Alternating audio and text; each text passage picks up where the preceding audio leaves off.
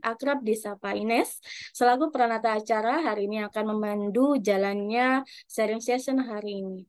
Baik, yang terhormat para pemateri kita yang luar biasa hari ini ya, saya akan menyapa dulu yaitu yang pertama Bapak Kandidat Doktor Insinyur AR Hendrik S. Suryanjo, ST, MSI, Magister Arsitektur, IAI, IPU, ASEAN Engineering, selaku Dekan Fakultas Teknik Universitas Nusantara Manado. Selamat pagi, salam sehat Bapak. Ya, salam sehat Mbak Ines. Ya, terima kasih ya. Selamat bergabung ya Pak. Terima kasih Pak Sofyan. Terima kasih. Baik, Kembali yang kasih. kedua saya akan menyapa yang terhormat yaitu Bapak Dr. Insinyur Ramon Arthur Ferry Tumiwa, MM, selaku dosen Universitas Negeri Manado. Selamat pagi Bapak, salam sehat. Selamat pagi Mbak Ines dan semuanya. Salam sehat juga. Amin. Baik, yang ketiga adalah yang terhormat Bapak Muhammad Sofyan, SEMM, selaku founder CV Odis atau Olah Data Integral Solusindo. Selamat pagi Pak Sofyan, salam sehat juga Pak. Pagi Benes, salam sehat buat kita semua. Ya. Baik, yang kami hormati dan banggakan juga seluruh peserta sharing session yang berbahagia. Alhamdulillahirrahmanirrahim. Wa bihi nasta'in wa ala umuri dunya waddin. Wassalatu wassalamu ala asrofil anbiya'i wal mursalin wa ala alihi wa sahbihi ajmain. Amma ba'du.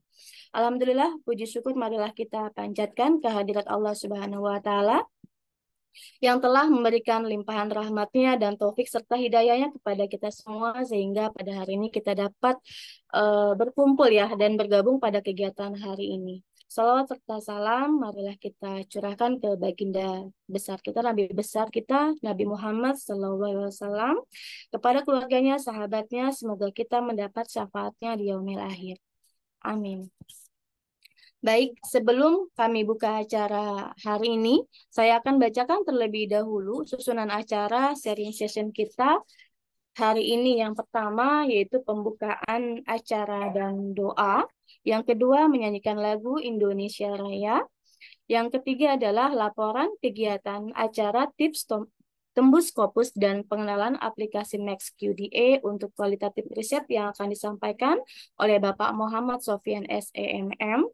Yang selanjutnya adalah acara inti kita yaitu sesi dialog interaktif, tips tembus Scopus dan pengenalan aplikasi Max QDA untuk kualitatif riset yang akan dipandu oleh Bapak moderator kita, Bapak Dr. Insinyur Ramon Arthur Ferry Tumiwa MM.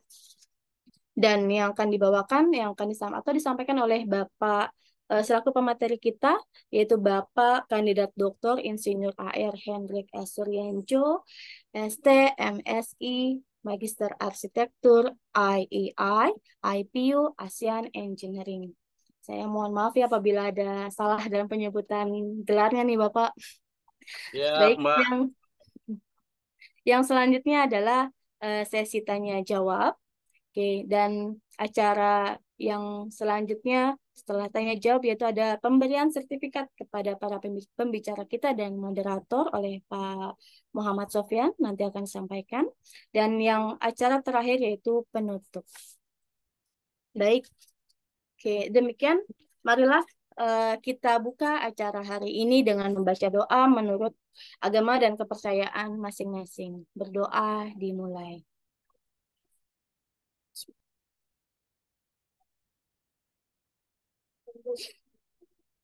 Berdoa selesai. Baik, acara selanjutnya yaitu menyanyikan lagu Indonesia Raya.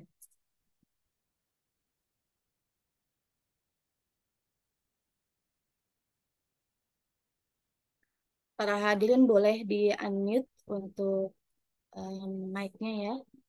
Silakan.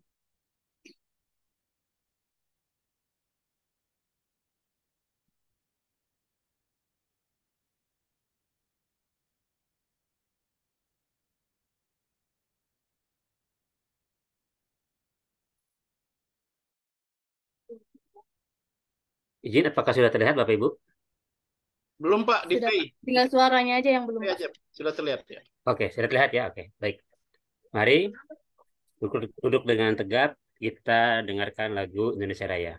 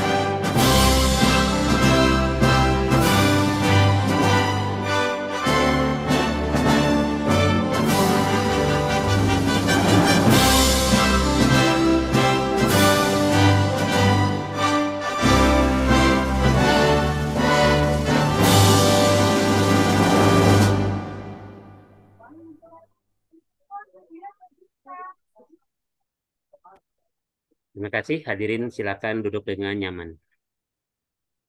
Baik, terima kasih Pak Sofyan. Oke, acara selanjutnya yaitu laporan kegiatan acara tips tembus Scopus dan pengenalan aplikasi Max UDA untuk kualitatif riset yang akan disampaikan oleh Bapak Muhammad Sofyan SEMM. Waktu dan media dipersilakan. Silakan Pak Sofyan. Baik, terima kasih Bu Ines. Izin share screen ya.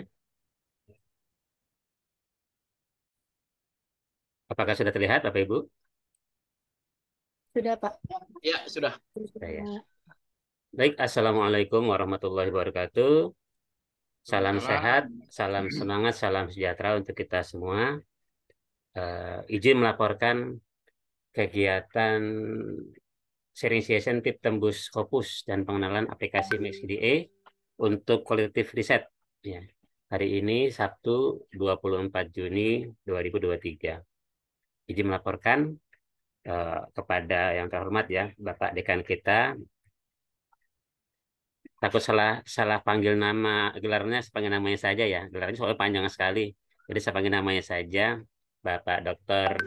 Kandidat Dr. Hendrik Suryo Suryanjo dan Bapak Dr. Insinyur Ramon Ferit Mewa. Keduanya adalah menir-menir yang sangat luar biasa hebat. Baik, izin melaporkan bahwa kegiatan ini ya terselenggara berkat kerjasama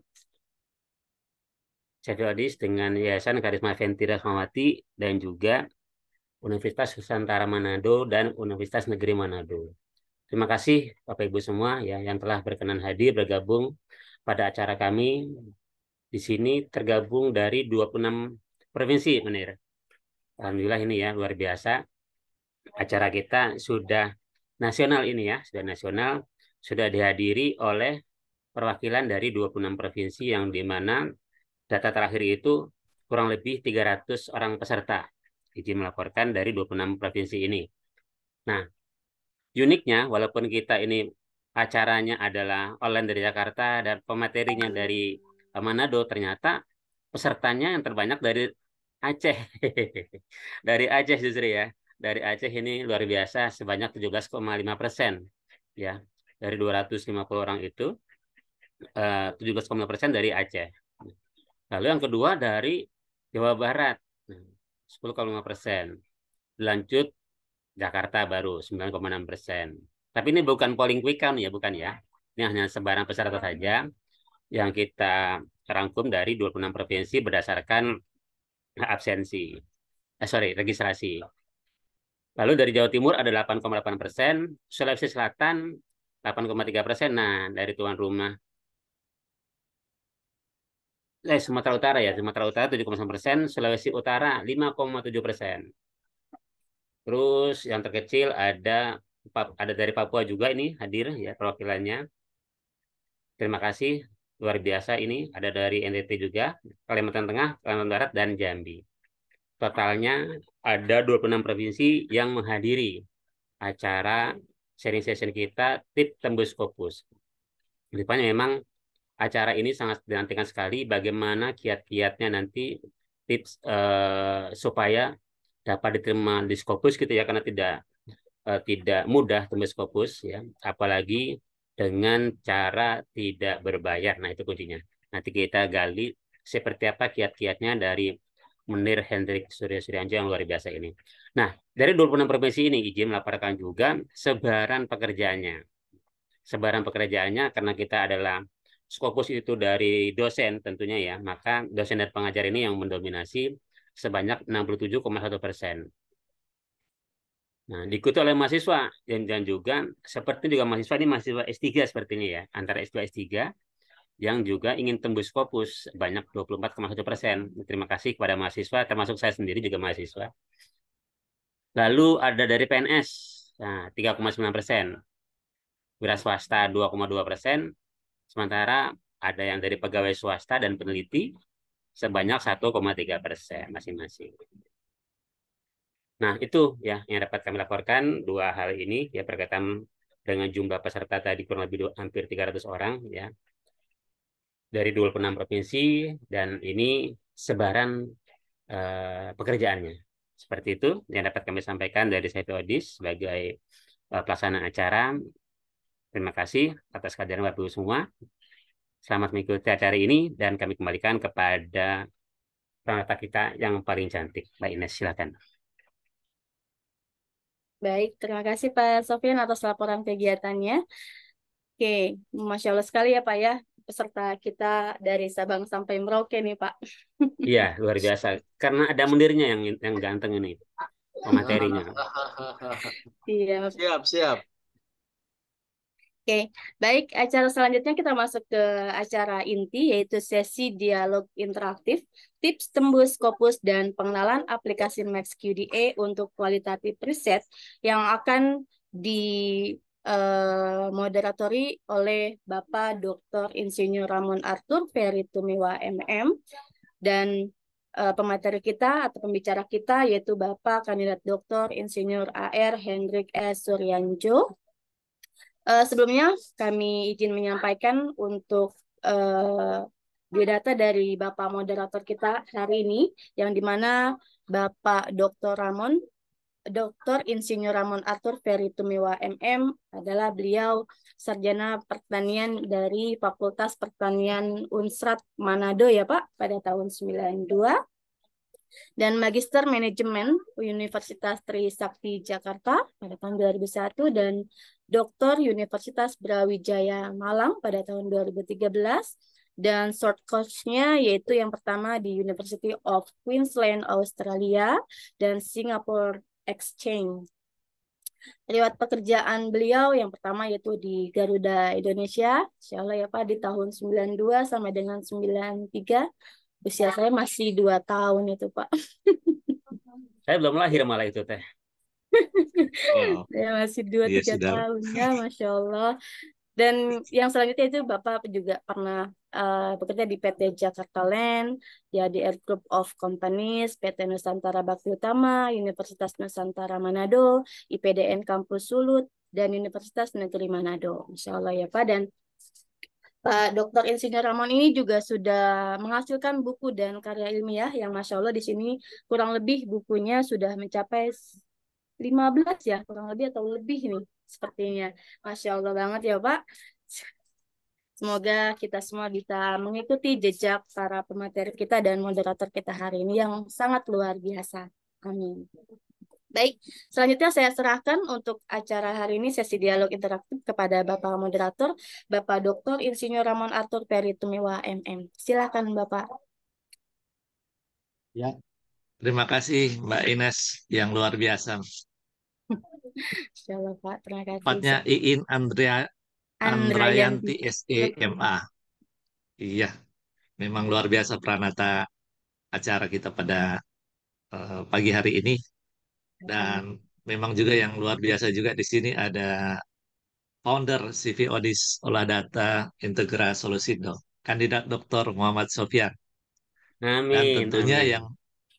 yang luar biasa juga tentu yang eh, narasumber kita pada pagi hari ini, Bapak Dr. Hendrik Suryanjo apa Suryanjo ya. Nah, sebelum Bapak Ibu sebelum kita memulai eh, saya menyapa dulu semua para hadirin. Selamat pagi semuanya. Pagi. Salam sejahtera bagi kita semua. Shalom. Assalamualaikum warahmatullahi wabarakatuh. Om Swastiastu, Namo Buddhaya, salam kebajikan, Rahayu, salam sehat tentunya buat kita semua. Dan terima kasih atas kesempatan ini yang diberikan nih oleh Pak Sofyan ya. Pak Muhammad Sofyan ini sekali lagi merupakan founder CV Odis Olah Data Integra Solusindo. Dan saya baru kali ini mengikuti webinar yang sudah ada datanya ya. Sebelum dimulai sudah ada data. Ini memang itu bisa jadi bahan penelitian, bisa juga eh, webinar seperti ini bisa menjadi juga materi untuk tembus Scopus ya dengan data-data yang ada ya. Siap, Ya, siap terima benar. kasih. Ya, sebelumnya sebelum kita masuk dalam tips tembus Scopus dan pengenalan aplikasi Maxkida untuk kualitas research, ada baiknya saya perkenalkan juga pemateri kita yang luar biasa, Bapak Dr. Kandidat Insinyur Arsitek Hendrik Suryo Suryanjo, sarjana teknik, Magister Science, Magister Arsitek, IAI, IPU, Asian Engineering. Wah, memang panjang sekali ini Pak Hendrik ya. Tapi kalau di kampus, kalau di Universitas Nusantara dipanggil Sir, ya Sir Hendrik. Siap. Nah, jadi pemateri kita lahir di Ujung Pandang dan pendidikannya sarjana S1-nya di Universitas Samratulangi Manado, arsitek. Kemudian S2-nya dia ambil di Universitas Samratulangi Manado juga, Magister Urban Management ya Pak Hendrik ya. Kemudian ambil juga S2 di Universitas, jadi S2-nya ada dua nih. Di Siap. Universitas Samratulangi Manado masih tetap Magister Perancangan Kota Tropis Pesisir. Wah, memang S2-nya sampai 2. Bisa-bisa ini S3 sampai 3 ini. Nah, S3-nya Janganlah. ditempuh di Universitas Bosowa Makassar, Perencanaan Wilayah dan Kota. Dan profesi sebagai arsitek stra utama. Dan pemateri kita juga sekarang ini menjabat sebagai Dekan Fakultas Teknik Universitas Nusantara. Dan yang tentunya lebih menarik lagi, pemateri kita dia akan membagikan atau sharing session dengan kita semua tentang tips-tips bagaimana dia baru-baru ini tembus Scopus yang tadi dikatakan itu tembus Scopus gratis. Biasanya orang berpikir kalau artikel itu tembus Scopus itu berbayar ya. Kemudian yang menarik juga tentunya ada aplikasi baru yang saya juga baru kenal, nama Max.DA ya. Nah itu nanti kita akan cari tahu bersama, dan untuk lebih lengkapnya mungkin saya langsung serahkan kepada pemateri kita, Sir Hendrik Suryanjo. Silakan, Sir.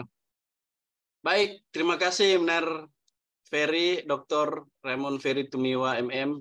Izin ya, saya share screen.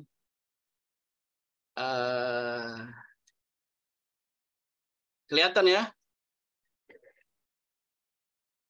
Sudah kelihatan ini? Sudah, Jelas, sudah Pak, jelas sudah. terlihat. Sudah Pak, Kelihatan, sudah Pak. kelihatan.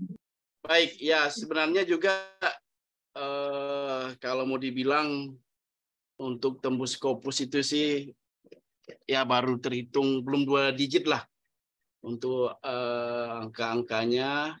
Tapi saya mau mencoba kita sharing saja Bapak Ibu. Tidak berniat menggurui Bapak Ibu karena mungkin ada di sini yang sudah lebih ya, ada banyak.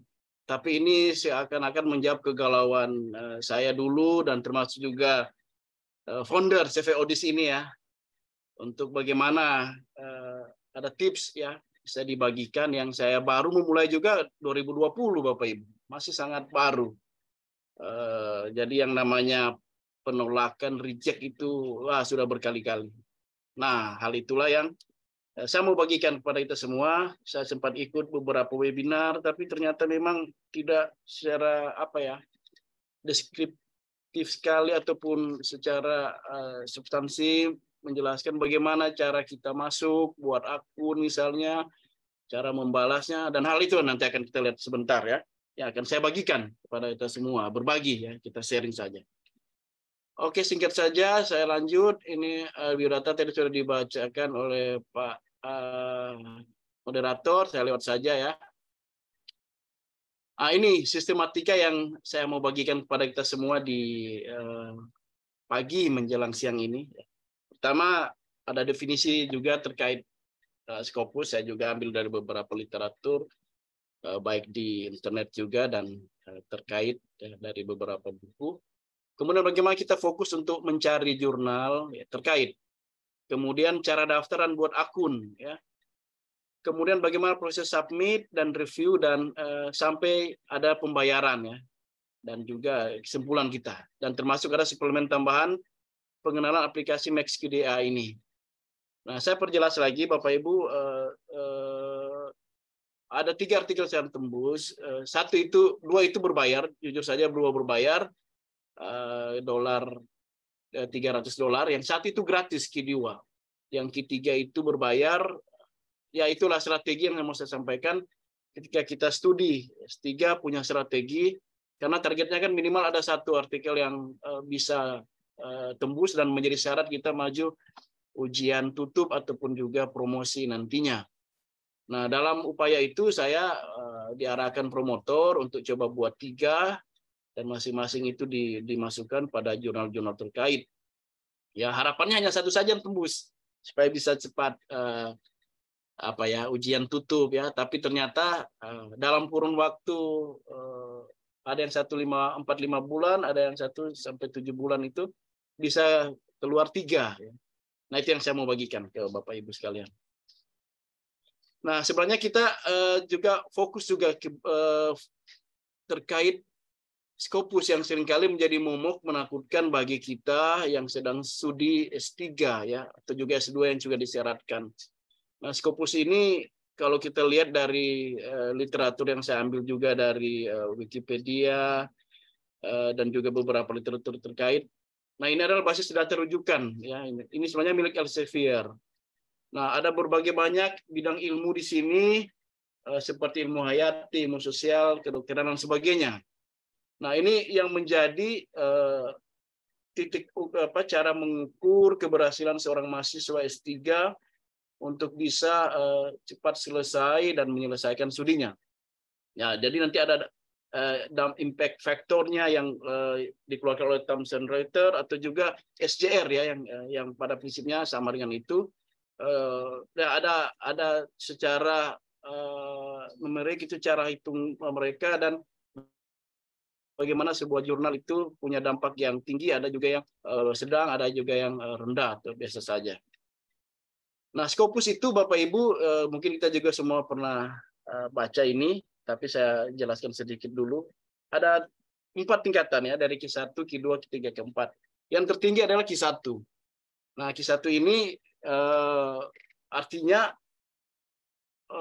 punya pengaruh paling besar di dalam sebuah rumpun bidang ilmu. Jadi misalnya ada 100 jurnal terindeks Scopus pada bidang ilmu tertentu, Q1 ini rankingnya 1 sampai 25. Jadi yang paling teratas ya, 25 jurnal yang punya ranking ya terbaik lah dari 100 itu digambarkan seperti itu. Selanjutnya Q2 biasanya rankingnya dari 26 sampai 50 dan seterusnya. Q4 itu sampai dari 76 sampai 100. Kira-kira itu gambaran.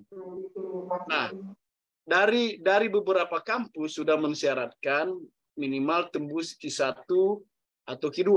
Nah, itu suatu hal yang berat. Karena jika mau dikonversi ke rupiah Bapak Ibu dalam gambarannya, Q4 ini ya di kisaran sampai di 5 jutaan, Q3 5 sampai 10 juta, Q2 itu 10 sampai 20 dan Q1 itu bisa bermain 30-an juta. Dengan waktu masing-masing yang sangat berbeda untuk terbitnya. Publishnya juga demikian. Itu singkat saja dan nah saya mau mengajak kita bagaimana kita mencari sebenarnya artikel yang terkait di Scopus, termasuk juga jurnalnya yang mana, termasuk dengan kategori dan tujuan kita, studi kita ya. Saya mencoba mengarahkan kita, dan ini saya gunakan melalui skimago.jr.com ya. Kita buka saja Skimago, kemudian kita pilih subjeknya, misalnya Bapak Ibu di bidang ekonomi, Bapak Ibu bisa lihat nanti di sini. Ya, kemudian kategorinya apa ya, misalnya ada art and humanities, itu ada di situ semua, dan country. Nah, tipsnya begini Bapak Ibu. Saya mencoba melihat ke beberapa negara-negara yang ada jurnal-jurnal yang sudah terindeks Scopus, tentunya lewat Skimago ini. Saya mengarahkan dan menawarkan kita main di negara-negara seperti Rumania, ya, India juga bisa, tapi harus dilihat juga India itu cukup riskan karena ada banyak yang ternyata akhirnya tidak terindeks lagi. Ya, Hungaria juga bisa seperti itu. Jadi kita main di negara-negara Eropa ya seperti itu ya. Dan itu bisa memudahkan kita untuk melihatnya. Kemudian setelah kita dapat bidang-bidang yang kita tuju, negaranya juga, kita tinggal memilih ya tingkatannya, kuartil yang mana. Dan biasanya di situ ada sebentar ya, saya aktifkan pointer. Ya, di situ biasanya ada data yang bisa kita download. Ini bisa kita download dan tingkatan-tingkatannya dan fokus yang akan kita tuju. Karena Bapak Ibu banyak sekali, ribuan sekali jurnal terkait. Kita harus bisa jeli dan melihat yang terbaik dan mudah, yang mudah kita submit.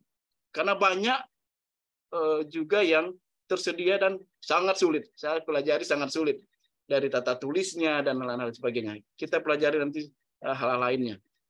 Kemudian yang kedua melalui website resmi Scopus.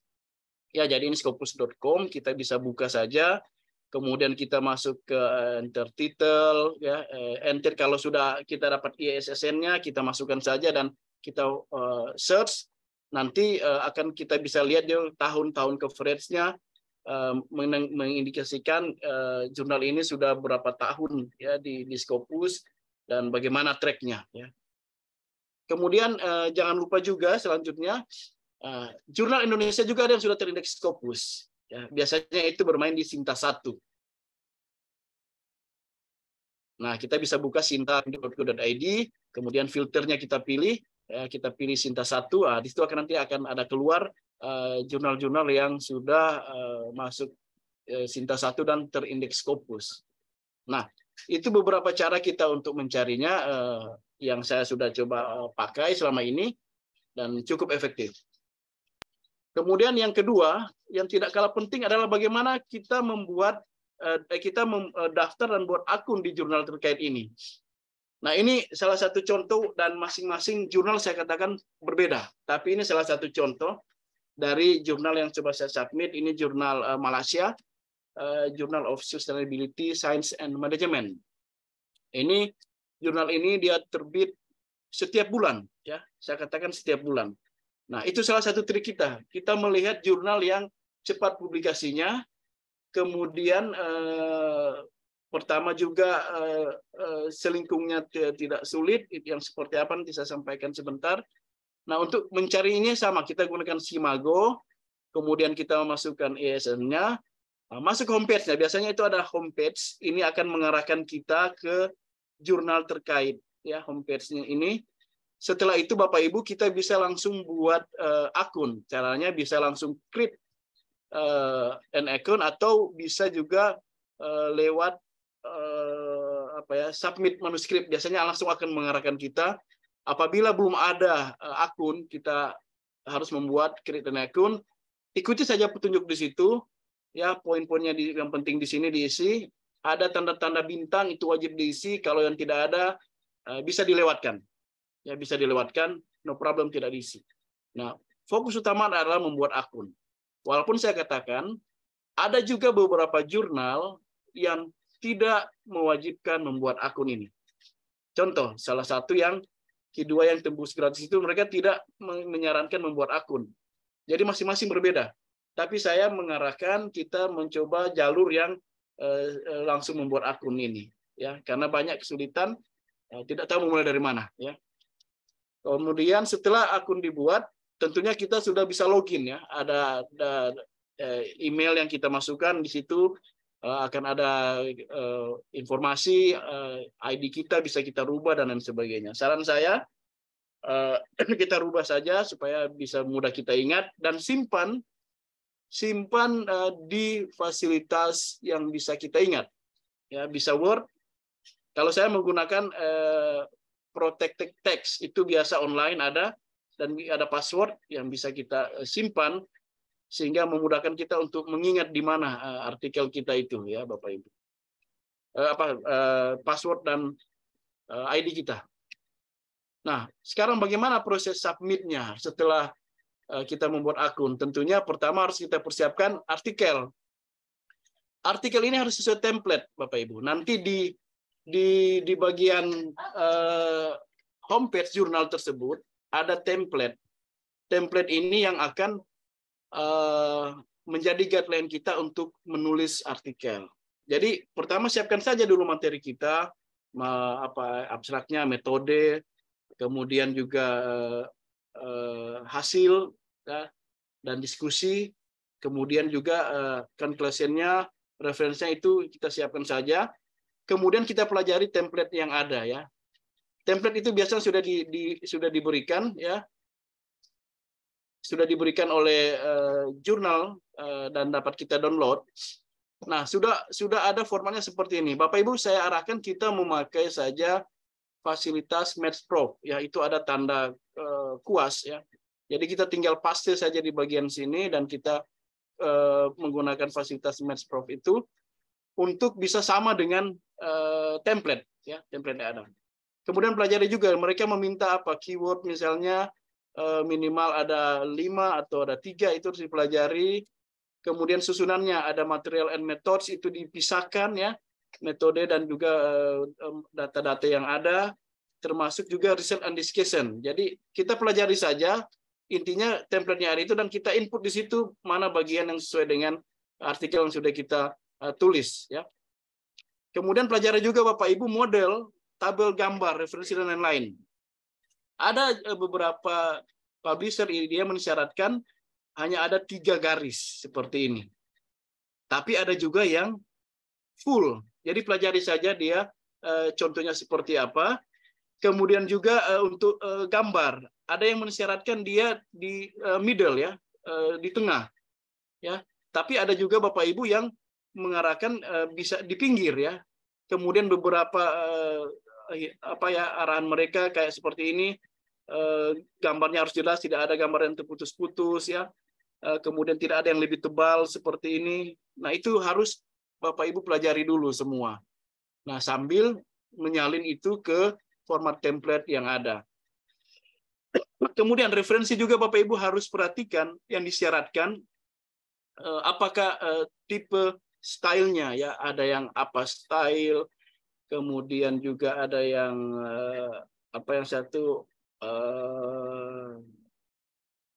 ya, ada beberapa tipe style, ya. Nanti Bapak Ibu silakan lihat saja. Kalau Bapak Ibu menggunakan Mendeley, itu bisa dicek nanti ada apa style 7, ada apa style 6, Ada juga tipe yang lain, itu bisa Bapak Ibu lihat nanti. Kebetulan di sini diarahkan apa style. Ya. Itu setelah dipelajari selingkungnya, dibuat artikelnya sesuai template dan coba disubmit. Nah, submitnya bagaimana? Di sini ada langkah-langkah yang saya coba berikan. Setelah login Bapak Ibu lewat akun Bapak Ibu, kemudian start new submission ya. Ketika ini di start, Bapak Ibu akan langsung diarahkan ke step 1 ya. Type title and abstract. Nah, Bapak Ibu memilih dulu apakah artikel Bapak Ibu itu original artikel atau hanya berupa review artikel. Ya, biasanya kalau untuk kapasitas tadi S3 itu original artikel. Centang saja di sini, kemudian masukkan titelnya apa, ya judul Bapak Ibu. Kemudian ini running head-nya itu semacam kata kunci yang juga bisa menjadi highlight nanti ketika artikel Bapak Ibu itu tampil. Kemudian abstrak. Jadi abstraknya itu dipaste. Nah, ada beberapa yang sudah mensyaratkan abstrak itu minimal 200 sampai 250 word ya. Nah, bagaimana caranya? Bapak Ibu nanti buka Word, sebentar juga bisa kita lihat, dan kemudian menggunakan fasilitas count ya. Count Word itu bisa akan kelihatan berapa banyak kata yang muncul di abstrak kita. Tapi biasanya di web ini sudah menghitung secara otomatis. Jadi kalau dia lebih akan ada notifikasi merah. Ya Bapak Ibu harus merevisi, mengurangi hingga ada pada angka 200 sampai 250. Seperti itu ya. Kemudian setelah step 1 lewat, kita akan masuk pada file upload ya. Di file upload ini Bapak Ibu, nah di sini ada pilihan-pilihan juga. Nah, fokus saja ke bagian sini yang akan Bapak Ibu pilih. Jadi ada title page, kemudian main dokumen. Ini biasanya pilihan. Ketika title page ini, di belakang ada contoh title page nanti. Kemudian Bapak Ibu select file, di mana Bapak Ibu simpan, dan di-upload saja dulu. Kemudian main dokumen juga di-upload, ya seperti itu ya. Cukup jelas ya untuk hal-hal ini. Setelah di-upload, save and continue. No problem Bapak Ibu, save saja dulu. Nanti di belakang itu paling akhir ada semacam konfirmasi apakah langsung disubmit. Kenapa ini harus di save and continue? Supaya Bapak Ibu jangan balik-balik lagi di step 1 ya, jangan balik lagi di step 2, tapi kalau sudah lewat beberapa step dan disimpan sudah otomatis tersimpan. Setelah itu Bapak Ibu masuk ke tahap 3 ya. Tahap 3 itu ada pengisian atribut. Nah, atribut itu hanya berupa keyword ya. Keyword itu yang tadi saya katakan, supaya Bapak Ibu, artikel Bapak Ibu ketika dicari ada highlight-nya, misalnya terkait manajemen, apa ya, terkait PWK misalnya apa ya. Kalau saya kemarin menggunakan kalimat yang sosiospasial, jadi supaya mudah dicari seperti itu. Setelah di-input ini bagian yang mudah saja untuk bagian keyword ini. Biasanya mereka mengarahkan ada maksimum 3-5 ya. Jadi tolong dilihat beberapa poin-poin penting di situ di dalam web supaya Bapak Ibu ketika mengetikkan ataupun mengisi bagian-bagian ini komplit ya, bisa komplit, tidak incomplete nanti. Kemudian step keempat itu ada authors and institution. Nah, ini hal yang penting juga Bapak Ibu. Kita mengisi data-data penulis ya. Kebetulan di sini ada kurang lebih, saya memulai dari 4 penulis sebenarnya di awal, tapi berkembang saya harus memasukkan para penguji juga ya. Nah, sebentar saya akan sampaikan beberapa hambatan juga terkait hal itu. Bapak Ibu tinggal add author. Jadi perhatikan baik-baik Bapak Ibu, add author. Nanti di situ akan mengarahkan cara Bapak Ibu untuk input nama ya, institusi. Jadi tolong minta saja ke tim promotornya, nama mereka, email mereka, kemudian juga departemen mereka sekarang mengajar, termasuk juga nomor HP bisa, karena akan mengarahkan ke situ. Ya, itu diminta saja dulu ke tim promotor supaya mudah untuk Bapak Ibu menginput data add author ini. Nah, jika sudah nanti ada tambahan-tambahannya plus itu Bapak Ibu masuk saja seperti itu dan mudah saja. Bagi kita yang sudah biasa menggunakan HP Android pasti mudah untuk menginput data-data ini. Baik, selanjutnya step kelima ya, kita ke step reviewers. Nah, ada beberapa jurnal mereka bisa mengarahkan kita untuk memilih reviewer. Nah, ini beberapa kunci yang saya mau sampaikan Bapak Ibu. Bapak Ibu jangan ragu untuk memasukkan nama kolega atau teman di luar promotor ya, yang Bapak Ibu merasa bisa membantu Bapak Ibu ketika akan mereview artikel Bapak Ibu. Tentunya hubungi saja dulu teman-teman Bapak Ibu itu, Pak izin atau Ibu izin, saya akan memasukkan sebagai reviewer. Ya, kita tidak akan pernah tahu apakah editor akan mengarahkan ke situ, tapi pengalaman saya itu berhasil Bapak Ibu. Ya, pengalaman saya itu berhasil. Ada 1-2 yang memang ketika dikonfirmasi ada ke teman-teman di Unsrat, ya, ada juga yang dosen-dosen di tempat saya studi, dan itu berhasil. Mereka mengarahkan ke situ, ya. Nah itu salah satu kunci Bapak Ibu, jangan ragu untuk menempatkan itu. Nah kalau sudah ada, mereka juga pasti akan bersikap profesional, akan memeriksa artikel kita, manuskrip kita. Tapi tentunya kalau sudah dikenalkan kadar penilaiannya mereka bisa kurangi ya, walaupun juga mereka sebenarnya tidak mengetahui siapa yang mengirimkan ini, karena biasanya ke reviewer itu blank ya, tidak ada nama autornya, tidak ada. Tapi dari ada satu artikel saya itu ternyata memang editor menggunakan reviewer yang saya arahkan. Seperti itu ya. Jadi tolong dicatat itu bisa menggunakan reviewer yang kita kenal. Dan semua tergantung editor. Setelah itu Bapak Ibu, tahap ke-6 adalah detail and comments. Jadi sini cover letter. Nanti sebentar saya akan tampilkan cover letter seperti apa. Nah, ini hanya berupa cara kita untuk membuat sebuah surat pengantar, ini ya, surat pengantar kepada editor bahwa ini artikel ini dan siap untuk di review ya. Isinya ya tentunya mengharapkan ada kerjasama ya seperti itu, dan jangan lupa cantumkan autornya di bawah. Kemudian ini apakah ada yang sebagai donatur ya untuk submission ini? Kalau memang ada yes, kalau tidak no ya. Nah, ini saya sampaikan lagi, ini format untuk yang tadi ya, yang berbayar Q3 ya. Karena yang Q2 itu berbeda seperti ini. Ini lebih komplit. Saya arahkan ini karena lebih komplit. Ini lebih kita belajarnya. Karena yang lain pasti berbeda, tapi saya belajar dari ini dan cukup berhasil. Dan ini tinggal dicentang-centang saja Bapak Ibu. Contoh misalnya ada number of figures ya, berapa jumlah gambar kita, berapa warnanya ya, warna juga kita bisa hitung ya, dikira-kira saja ya, ada 8 warna, 5 warna. Kemudian juga berapa jumlah tabel ya, seperti itu. Kemudian apakah manuskrip ini pernah di submit duluan, kalau memang belum ya belum, kalau sudah pernah yes saja, dan ID-nya biasanya kita akan memperoleh ID untuk masing-masing artikel. Kemudian ya termasuk color charge ini, apakah kita bersedia membayar, jika ini beberapa poin-poin penting, termasuk konflik interest apakah ada, ya kita harus jawab tidak ada.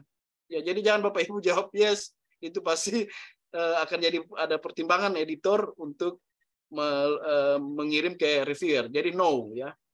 Ya, kemudian ini hal lainnya, apakah bersedia membayar ya yes ya. Ini di poin ke-6. Kemudian yang paling terakhir adalah review and submit. Ketika Bapak Ibu sudah input semua, jangan khawatir jika ada yang terlewatkan, karena akan berwarna incomplete, merah ya. Akan incomplete. Nanti Bapak Ibu balik lagi ke bagian incomplete ini, perbaiki di situ hingga semua lengkap. Nah, makanya saya katakan tadi kita harus save and continue ya. supaya kita balik tidak lagi mulai dari awal, langsung ke poin step-step yang kita akan perbaiki. Nah, ini proses submitnya. Setelah selesai, kita akan ditanyakan apakah semua sudah komplit, dan kita harus melihat dulu, melihat keseluruhan artikel ini dalam format PDF yang biasa secara otomatis diberikan oleh jurnal. Jika sudah, submit, ya, selesai, proses submitnya selesai. Sehingga kita tinggal menunggu langkah selanjutnya. Nah, ini contoh title page-nya, Bapak Ibu. Nanti biasanya itu juga diberikan oleh publisher, ya. Kita tinggal ikut saja, ya, memakai format yang ada. Tadi pakai Matchprop, ya, yang ada di Word itu ada tanda kuas, ya, kita gunakan saja itu, dan usahakan harus sesuai dengan yang mereka arahkan, karena di sini kuncinya. Ya, kalau tidak sesuai dengan format mereka, biasanya editor ya istilahnya dia kasih di bagian bawah biasanya, ya, mana yang lebih baik itu yang dikirim, ya. Kemudian bagaimana proses review, Bapak Ibu? Nah, yang harus dipersiapkan, ya, ketika sudah ada balasan, ya, biasanya kita akan dapat balasan 1 to 2 weeks, ya, sampai 2 minggu. Nah, ketika itu masuk ke email kita, pertama ada notifikasi di email. Kita lihat di email kita notifikasi dan masuk ke akun kita yang akan diarahkan. Biasanya mereka sertakan link. Link itu kita klik dan akan masuk ke akun masing-masing, ya. Di situ ada pilihan, nanti kita akan download untuk hasil review. Nah, ini contoh untuk dari email, ya. Sudah diingatkan bahwa manuskrip dengan ID sekian-sekian-sekian itu the reviewers have recommended publication. Jadi sudah direkomendasi untuk publication, tapi ada beberapa revisi. Nah, ini sudah suatu tanda baik bagi kita. Artinya artikel kita sudah diterima untuk direview. Nah, yang gawat itu baru memasukkan submit, ya, tapi langsung keluar di reject. Nah, itu banyak sekali, Bapak Ibu, ya. Saya ada sempat 2 bulan menunggu hasil submit, 2 bulannya tepat langsung di reject, langsung, ya, ada kecewa juga waktu itu, ya. Tapi itulah yang saya katakan, bermula dari hal-hal itu, proses penolakan, saya mencoba mempelajarinya dan mencoba dengan cara ini. Kembali ke sini, ya. Setelah ada informasi seperti ini, Bapak Ibu masuk nanti ke login Bapak Ibu, ya. Ini ada link yang akan diarahkan. Ketika sudah masuk, Bapak Ibu pahami dan pelajari apa yang ditulis oleh reviewer, ya. Biasanya ada 2 reviewer yang ditugaskan oleh editor, ya, ada 2. Bapak Ibu harus pahami itu ada 2. Kemudian setelah Bapak Ibu mempelajari dan mulai memperbaiki. Nah, cara memperbaiki Bapak Ibu seperti ini. Saya mengarahkan Bapak Ibu menggunakan fasilitas Word yang namanya line tracker, ya. Itu nanti akan memudahkan Bapak Ibu, akan keluar angka-angka seperti ini. Nanti sebentar juga bisa saya demo. Itu akan ada angka-angka di samping Bapak Ibu ini, tulisan Bapak Ibu. Nanti itu yang akan Bapak Ibu fokus, ya. Nah, contohnya ini, ya. Di sini ini respon to reviewer, ya. Reviewer 1 itu sudah menuliskan seperti ini, the trick towards data validity. Jadi ada beberapa kelemahan pada data validasi data, ya. Nah, bagaimana hal ini bisa dijawab? Biasanya reviewer melihat dari original manuskrip. Ya, original manuskrip itu mereka sudah menyebutkan page 6, line 33 sampai 41, ya. Bapak Ibu tinggal lihat di original manuskrip. Bapak Ibu rubah di situ, perbaiki. Nah, tapi sebelumnya itu Bapak Ibu harus menjawabnya juga dengan cara yang santun, ya. Thank you for the comment, ya. We have added the traits to ensure readers understand, ya. Jadi beberapa penjelasan terkait. Nah, di mana revisinya? Pastinya Bapak Ibu ketika merevisikan sudah berubah halamannya. Bapak Ibu cantuman saja halaman berapa, line berapa, ya, yang pakai ini, ya. Line-nya seperti ini, dan di page berapa juga. Nah, itu beberapa cara untuk menjawab ke mereka. Nah, contohnya setelah itu, ini contoh cover letter. Kemudian balas maksimal Bapak Ibu 1-2 minggu setelah info proses review. Jadi biasanya informasi di sini akan mengarahkan kita minimal sampai 2 bulan. 2 bulan ada batas waktu kita membalas review. Saran saya, jangan menunggu sampai 2 bulan itu. Ya. Karena kalau Bapak Ibu menunggu sampai 2 bulan, itu akan lama prosesnya. Ya, jadi minimal 1-2 minggu. Saya coba bermain di 1-2 minggu untuk cepat membalas review sehingga bisa cepat ada jawaban-jawaban dan bisa cepat diterima ya. Kata kuncinya seperti itu. Kemudian Bapak Ibu artikel itu harus dibuat 2 versi. Yang pertama yang highlight yang seperti ini menggunakan line tracker dan juga ada yang clean manuskrip, tidak menggunakan sama sekali. Ya, cukup jelas ya. Dan itu Bapak Ibu sampaikan di cover letternya bahwa saya memasukkan ini menggunakan yang memakai high text highlight dan juga ada menggunakan clean ya. Clean manuskrip. Kenapa? Karena itu akan memudahkan reviewer memeriksa. Jangan buat reviewer bingung. Ya, seperti itu. Nah, ini contoh, ini line tracker Bapak Ibu tinggal masuk ke layout ya, line numbers dan Bapak Ibu tinggal pilih apakah dia continuous atau restart each page. Jadi apakah line ini akan continuous 1 sampai 100 misalnya di tiap artikel Bapak Ibu atau hanya di restart tiap halaman. Jadi tiap halaman akan baru. Ini contoh yang coba saya balas ya. Di sini ada pertanyaan dari reviewer di introduction. Line 32 page 2, the authors have discussed who are they? Please mention who they are. Jadi mereka menanyakan siapa yang saya maksud di dalam line 32 halaman 2 ini. Ya. Makanya saya balas ya. Thank you juga for the comments. Nah, di sini ada beberapa penulis yang saya studi ya. Jadi ini sebagai proses sintesa dalam mencari perbedaan dengan penulis-penulis sebelumnya. Nah, saya menjawab itu ada di page 2 line 14 sampai 22. Bapak Ibu lihat ini. Ini page-nya ada di bagian bawah ya. Ini page-nya. Page 2 line 14 sampai 22. Jadi line ini yang Bapak Ibu tulis 14 sampai 22. Ya, cukup jelas ya. Karena itu memudahkan reviewer untuk membaca. Nah, jadi itu maksudnya. Jadi jangan ketika kita sudah membuat perbaikan langsung dikirim submit lagi dengan proses yang seperti tadi ya. Proses submitnya sama dengan yang pertama tadi.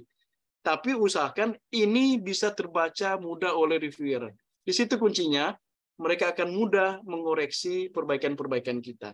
Cukup jelas ya sampai sini? Oke, lanjut Bapak Ibu. Nah, setelah itu ini ya saya coba memperkenalkan yang pembayaran ya yang menggunakan APC ya, Article Publishing Charge. Yang gratis itu sama prosesnya tapi dia hanya berbeda tidak berbayar. Nah, biasanya ketika kita sudah membuat perbaikan, sudah disubmit lagi, itu normalnya ada dua kali revisi. Normalnya, biasanya 2 kali. Ada yang 3 sampai 4 kali. Ya, tapi yang saya alami itu ada 2 kali revisi. Pertama direvisi, kedua disubmit, direvisi lagi, dan disubmit lagi. Ya, ada 2 kali revisi dari reviewer. Nah, setelah itu Bapak Ibu akan dapat final decision. Nah, ini sangat menggembirakan Bapak Ibu. Biasanya kalimatnya it is a pleasure to accept your manuscript. Nah, ini sudah tanda selamat bagi Bapak Ibu ya, karena artikelnya sudah diterima ya dengan judulnya ini ya, dan nanti dicek lagi di akun Bapak Ibu akan ada keluar notifikasi. Termasuk juga Bapak Ibu akan membuat copyright agreement. Nah, jadi itu tahapannya. Setelah itu diterima, Bapak Ibu nanti buka akunnya. Nah, di sini ada accept tanggal berapa ya? 8 April, dan di sampingnya itu ada copyright form completion submitted. Jadi ada semacam surat perjanjian yang Bapak Ibu harus tanda tangani. Nah, itu Bapak Ibu download dan ditandatangani dan bisa di-scan, diisi. Tapi biasanya ada publisher juga yang langsung mengarahkan, langsung input di bagian bawahnya. langsung input di bagian bawah. Isi saja nama Bapak Ibu atau Bapak sebagai corresponding author, ya. Kemudian oke saja baca dan agree saja setiap apa yang dibuat dalam surat perjanjian itu, ya. Tidak ada hal yang spesifik, tapi hanya semacam persetujuan itu menjadi bagian dari publisher nantinya, tidak bisa dipublish di pihak lain. Nah, biasanya juga Bapak Ibu jurnal terkait akan mengeluarkan semacam uji Turnitin atau juga similarity, ya. Ini saya ambil dari contoh yang tadi, ya. Ini yang jurnal yang free, mereka mensyaratkan uji similarity.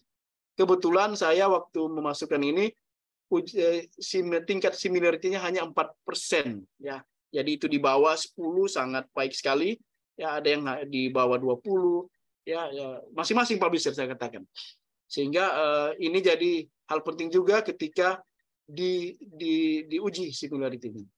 Nah, biasanya kalau tidak ada yang mensyaratkan seperti ini, seperti tadi yang jurnal ketiga itu mereka sudah uji duluan, dan kalau pasti ada similarity mereka akan kembalikan dengan menginformasikan, ya, masih ada perlu direduksi, ya, similarity-nya. Nah, ini yang saya katakan tadi, copyright from agreement. Bapak Ibu tinggal baca saja. Kemudian ketika dibaca langsung tulis siapa namanya. Kebetulan sini saya menyampaikan nama promotor saya. Kemudian mewakili saya yang submit, ya. Nah, ini di Universitas Malaysia. Ini contoh yang apa ya? Yang Q2 gratis. Mereka meminta sampai ada tanda tangan seperti ini, ya. Itu Bapak Ibu minta ke promotornya nama, selain tadi nama, kemudian alamat email, kemudian minta sampelnya saja, ya, minta sampel supaya bisa membantu memudahkan dibuat copyright agreement. Jika sudah sampai tahapan itu, Bapak Ibu, ini ada beberapa tips untuk membayarnya. Biasanya Bapak Ibu kita akan mendapatkan request payment, ya, untuk artikel terkait, ya. Nah, itu biasanya diarahkan Bapak Ibu bisa membayar lewat bank terkait atau bisa mobile banking. Nah, saya menyarankan Bapak Ibu nanti bisa lewat mobile banking. Ya, karena ini contoh yang dibayar lewat bank. Ada selisih hampir 500.000. Ya, kalau lewat bank dan lewat mobile banking, ya. Jadi saya sarankan kalau bisa memakai mobile banking karena ada selisih charge dari bank Bapak Ibu kirim dan juga bank penerima di sana. Kalau ini lebih mudah. Ya, itu tipsnya juga Bapak Ibu supaya memudahkan kantong kita, ya. Ini kalau yang berbayar. Kalau yang gratis tidak ada urusan terkait hal itu, ya. Nah, ini beberapa artikel yang sudah dikirim juga Pak Sofian di grup, ya. Ini saya lewat saja. Ini yang tadi, ya. Ini impact faktornya 0,8 memang masih rendah, ada 0,27, tapi setidaknya sudah bisa memuluskan langkah kita untuk tahapan selanjutnya, ya, di studi S3. Nah, kesimpulan apa yang dapat saya sampaikan Bapak Ibu? Yang pertama adalah jangan pernah merasa gagal dan kurang mampu. Itu pertama. Ya, manuskrip yang di-reject belum tentu isinya kurang baik dan menarik. Itu pertama. Karena tiap editor berbeda pemahaman. Saya katakan ini karena 3 artikel ini semua dulu pernah di-reject dari beberapa jurnal-jurnal yang ada yang sempat saya kirim, ya. Baik itu ada di Amerika, Hungaria, dan sebagainya. Tapi ternyata juga Bapak Ibu ketika kita pindah ke jurnal yang lain, itu bahkan ada satu artikel diterima 3 untuk direview. Ya, itu yang saya katakan tadi. Nah, saya sarankan ke depan jangan mencoba untuk langsung kirim 3 jurnal karena itu menyangkut kode etik Bapak Ibu. Saya juga baru pelajari ternyata kode etiknya tidak bisa demikian. Kode etik publikasi. Nanti Bapak Ibu bisa di blacklist. Kalau ketahuan sudah ada satu yang submit bahkan diterima dan sudah publish dan masih ada 2 itu dengan judul yang sama, isi yang sama dan masih dalam proses review. Hati-hati sekali. Saya karena tidak tahu di awalnya, saya mencoba hal ini karena kan kemarin ada yang 2 bulan baru dapat kabar di reject, sempat frustasi kan waktu itu. Bagaimana caranya ini? Saya sebar saja supaya bisa diterima, ya. Istilahnya kita membuang umpan lah. Nanti siapa yang tangkap? Tapi ternyata tidak demikian. Jangan ya. Saya sarankan jangan karena repot. Repot akhirnya apa? Walaupun ada jalan keluarnya, ya. Tapi Bapak Ibu harus menarik artikel terkait itu, dan usahakan itu memang betul-betul diterima oleh editor. Karena kalau tidak, sangat berbahaya sekali. Ya, intinya kita percaya saja dengan manuskrip kita dan coba submit ke jurnal yang kita rasa sesuai dengan ilmu yang kita tuju ya. Nah, jadi aim and scope-nya itu harus kita lihat. Jadi saya pelajari bahwa scope jurnal ini menjadi bagian penting, ya, karena jangan sampai tulisan yang Bapak Ibu tulis ini ternyata tidak ada di scope jurnal tersebut. Ya, itu yang membuat seringkali di reject. Ya itu. Kemudian pelajari selingkuh jurnal. Yang tadi ini template-nya, abstrak tulisnya bagaimana, susunannya introduction. Biasanya begini, ada abstrak, ada introduction, ada literature review, ada metodologi, kemudian research and discussion, ya, kemudian conclusion dan reference, ya. Jadi hasil dan itu harus dibahas, ya, harus dibahas. Jangan hanya kita sampaikan hasil dan tidak ada pembahasan. Kemudian ketika kita tipsnya juga kita harus mendownload dan pelajari artikel sejenis dari jurnal yang ada itu. Kita pelajari, kita download, oh ternyata susunannya demikian, cara menulisnya demikian, gambar-gambar yang ada demikian, tabel juga demikian, sehingga mudah. Kemudian kita konsultasi dan berkolaborasi dengan yang pernah publikasi di Scopus. Ini penting juga, karena untuk sharing ilmu, termasuk juga mereka membantu mengarahkan kita seperti yang tadi. Hal-hal yang tidak saya ketahui, ternyata cara membalasnya demikian, ya, harus dibuat line tracker, ya, kemudian harus di-highlight, ya, itu penting sekali. Kemudian tadi pelajari etika publikasi yang tadi saya katakan, submit satu judul atau satu artikel pada satu jurnal, ya. Ini wajib ya etikanya. Ya, jangan sampai ada berulang. Nah, Bapak Ibu harus berupaya tarik. Kalau itu gagal ditarik, itu berarti Bapak Ibu akan menghadapi blacklist namanya dan tidak bisa lagi publish di submit di artikel di jurnal tersebut. Kemudian manuskripnya itu yang juga harus bagus karena begini. Pasti editor, reviewer juga melihat ada yang inovasi dan yang menarik. Tentunya itu novelty Bapak Ibu ya. Itu yang menjadi kebaruan Bapak Ibu sehingga diterima untuk direview. Kemudian hindari plagiarisme tadi ya, lewat uji termitin dan sebagainya. Buat artikel template, membalas review dengan etika yang santun. Nah ini penting, jangan Bapak Ibu ketika membuatnya dalam kondisi marah-marah, kemudian ya pelampiasannya, apalagi reviewnya banyak koreksi dan perbaikannya, Bapak Ibu malah sampai terbawa-bawa emosi ya, jangan seperti itu. Tetap santun dan membalasnya dengan baik juga ya. Kemudian jangan ragu komunikasi dengan editor. Ini penting Bapak Ibu. Karena kalau Bapak Ibu ragu hanya menunggu saja, ya Bapak Ibu tidak akan mengetahui proses perkembangan artikel Bapak Ibu. Kalau memang sudah sampai 2 minggu belum ada jawaban, bisa menulis email ke editor. Sehingga mereka akan menginformasikan posisi artikel Bapak Ibu sudah direview oleh berapa orang misalnya, baru 1, menunggu yang kedua, sehingga Bapak Ibu ada durasi untuk hal itu. Nah, kata kuncinya juga, bagi yang studi S3, jangan pernah ragu menyampaikan bahwa artikel ini diperlukan untuk proses disertasi, ya, untuk proses ujian akhir. Itu, biasanya editor akan membacanya, dan mereka akan memberi perhatian pada bagian-bagian itu. Ya, jadi jangan ragu untuk komunikasi dengan editor dan sampaikan bahwa artikel Bapak Ibu ini sudah ditunggu-tunggu untuk sebagai syarat maju ujian. Ya, itu jangan lupa. Yang terakhir, ini tidak kalah penting Bapak Ibu. Berdoa dan minta restu orang tua. Itu yang fokus yang saya sampaikan ke Bapak Ibu.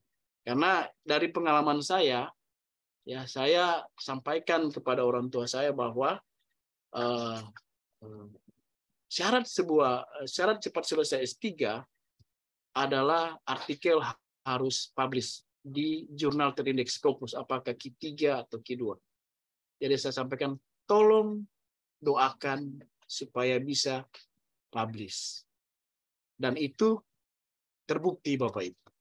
Itu terbukti. Lewat doa orang tua, restu orang tua, 3 bisa tembus ya dalam kurun waktu 6-7 bulan. Ya, itu yang paling terakhir. Dengan 1 gratis, Q2 dan Q3 itu berbayar karena memang strategi saya supaya bisa cepat selesai. Saya harus cari Q2 gratis sebagai tanda terima kasih kepada tim promotor. Tapi Q3 ini cadangan. Ya. Kalau lama lewatnya, ya ini jadi cadangan. Ketika diterima, itu menjadi syarat untuk maju ujian. Itu strategi yang saya sampaikan. Ya, dan itu tips paling terakhir yang saya sampaikan ke Bapak Ibu. Nah, waktu saya masih ada ini Pak Sofyan atau Mbak Ines, Pak Ferry, moderator. Masih Pak, masih silakan Pak. Ya, baik. Ini terkait pengenalan aplikasi MaxQDA untuk riset kualitatif. Atau mungkin ada, saya selesaikan dulu materi atau gimana ya Pak moderator, Pak Dr. Raymond Ferry? Mohon maaf nih Pak Hendrik, ini ada yang bertanya nih. Boleh mau langsung jawab atau mau selesaikan dulu materi? Sebentar, saya dari Ibu Rohmi Widayanti. Oke, saya belum baca chat listnya, bisa dibacakan Pak? Apa? Oh ya, di sini Ibu Rohmi dia menanyakan seperti ini. Menurut Bapak, bagaimana peluangnya?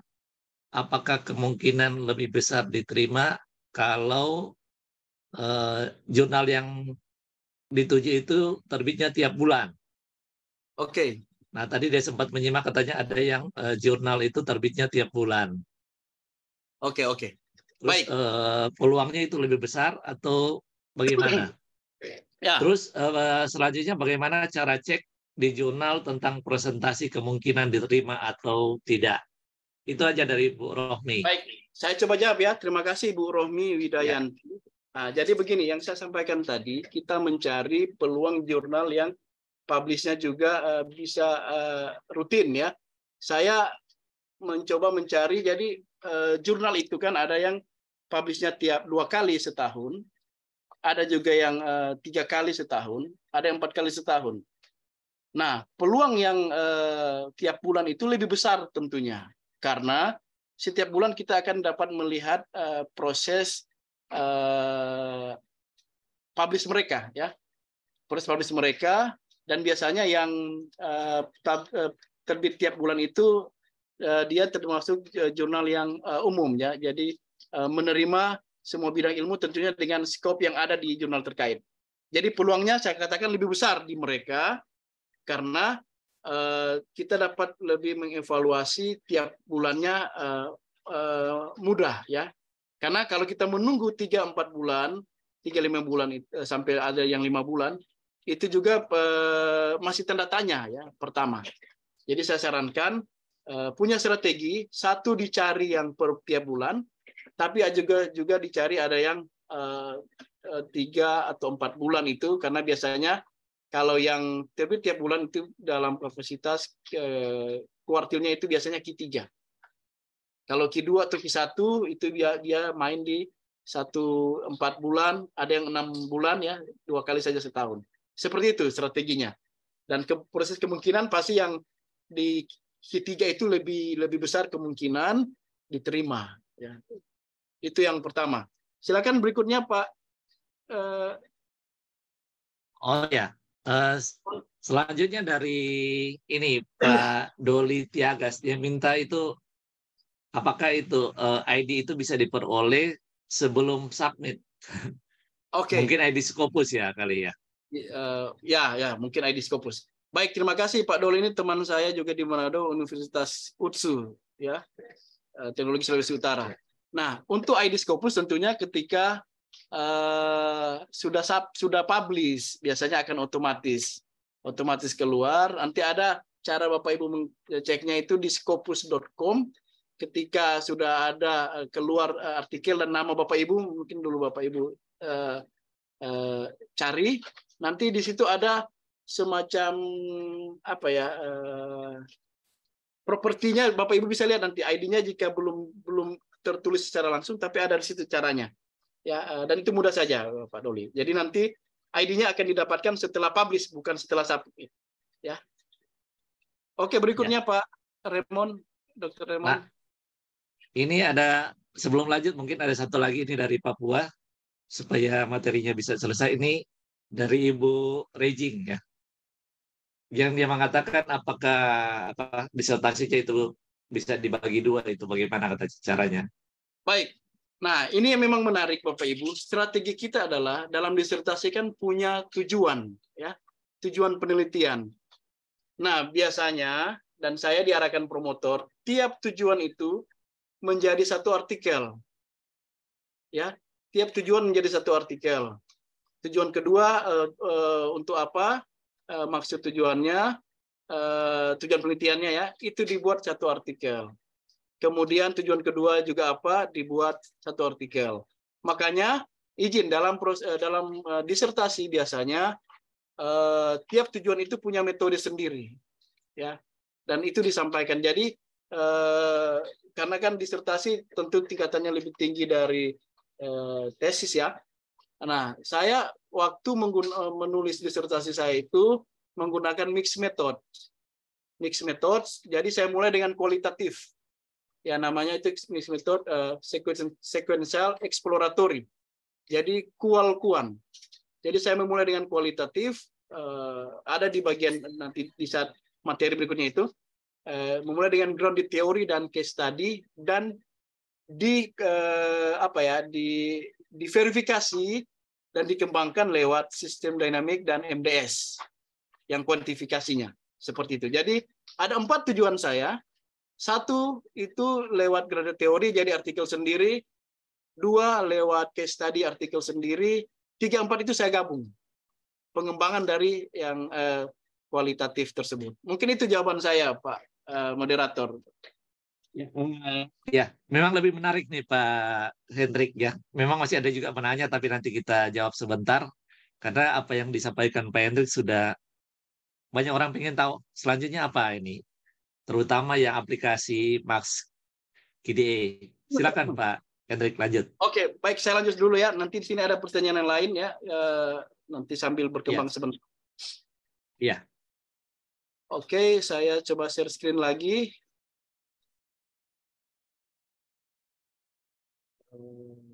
Mana ya tadi? Oke. Ya. Nah, ini penggunaan aplikasi MaxQDA untuk riset kualitatif. Ketika saya share flyer ini ke promotor saya, dia sampaikan, Pak Hendrik tolong dirubah, jangan kualitatif riset, tapi riset kualitatif. Ya, itu saran dulu. Oke, Prof, saya sampaikan, nanti saya rubah saat penyampaian. Nah, sedikit saja, riset kualitatif itu merupakan metode post-positivistik. Jadi kalau yang kuantitatif itu positivistik, yang ini post-positivistik.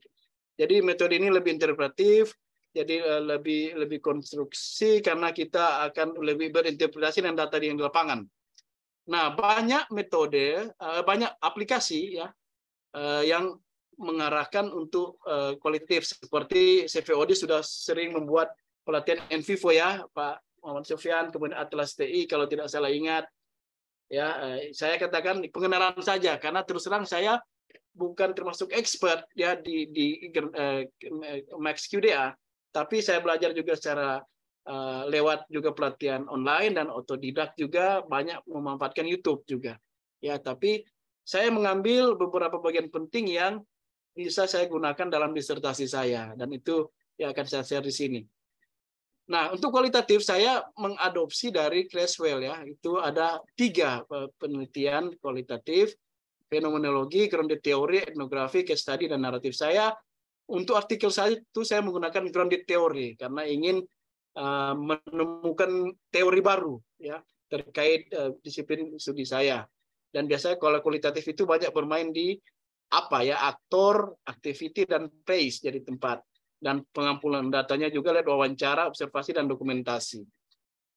Nah, dari data ini Bapak Ibu saya mengembangkan ke grounded teori tadi. Karena grounded teori itu menggunakan kode-kode ya, open coding, axial coding, dan selective coding.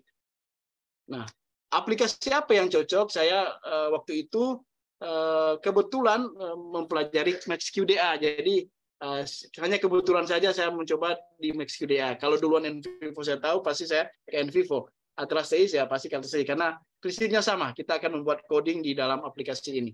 Software ya, mohon maaf. Nah, ini saya sempat ikut pelatihan online di Udemy, tapi nanti juga ini akan berganti bisa CV Audis ya untuk hal ini ya, bisa ke depan. Nah, ini 4 jam dipelajari dan beberapa langkah-langkah di situ. Nah, ini ruang di dalam software sebentar ya, MaxQDA ini ya. Itu biasanya prinsipnya sama. Kita harus membuat variabel ya terkait siapa yang kita wawancara. Ya, jadi sini saya ada panduannya. Kita klik variabel, kemudian dokumen, kemudian di sini ada add ya, add variabel. Situ kita nanti input. Nah, ini biasa kalau yang biasa menginput software baik SPSS atau lain sebagainya, ini memudahkan sekali. Jadi jenis kelamin, nama ya kita gunakan tipenya teks atau juga desimal atau integer ya atau lain sebagainya. Jadi memakai fasilitas ini saja.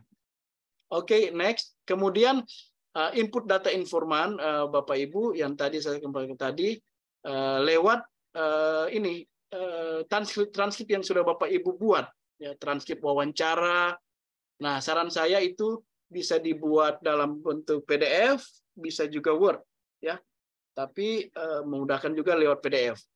Jika sudah, kita add dokumen, select dokumennya, kita add saja, nanti ada di poin 3 ini ya. Sebentar, ini masih bagian variabel, mohon maaf. Kita input data variabel, wawancara, misalnya ini wawancara 1, Pak Alfred Kaparang ya.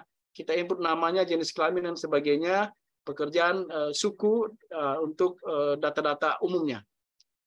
Kalau sudah, tadi siapkan transkrip wawancara dengan PDF, saya convert ke PDF, kemudian dari dokumen ini kita add saja, sebelumnya mohon maaf, simpan new project.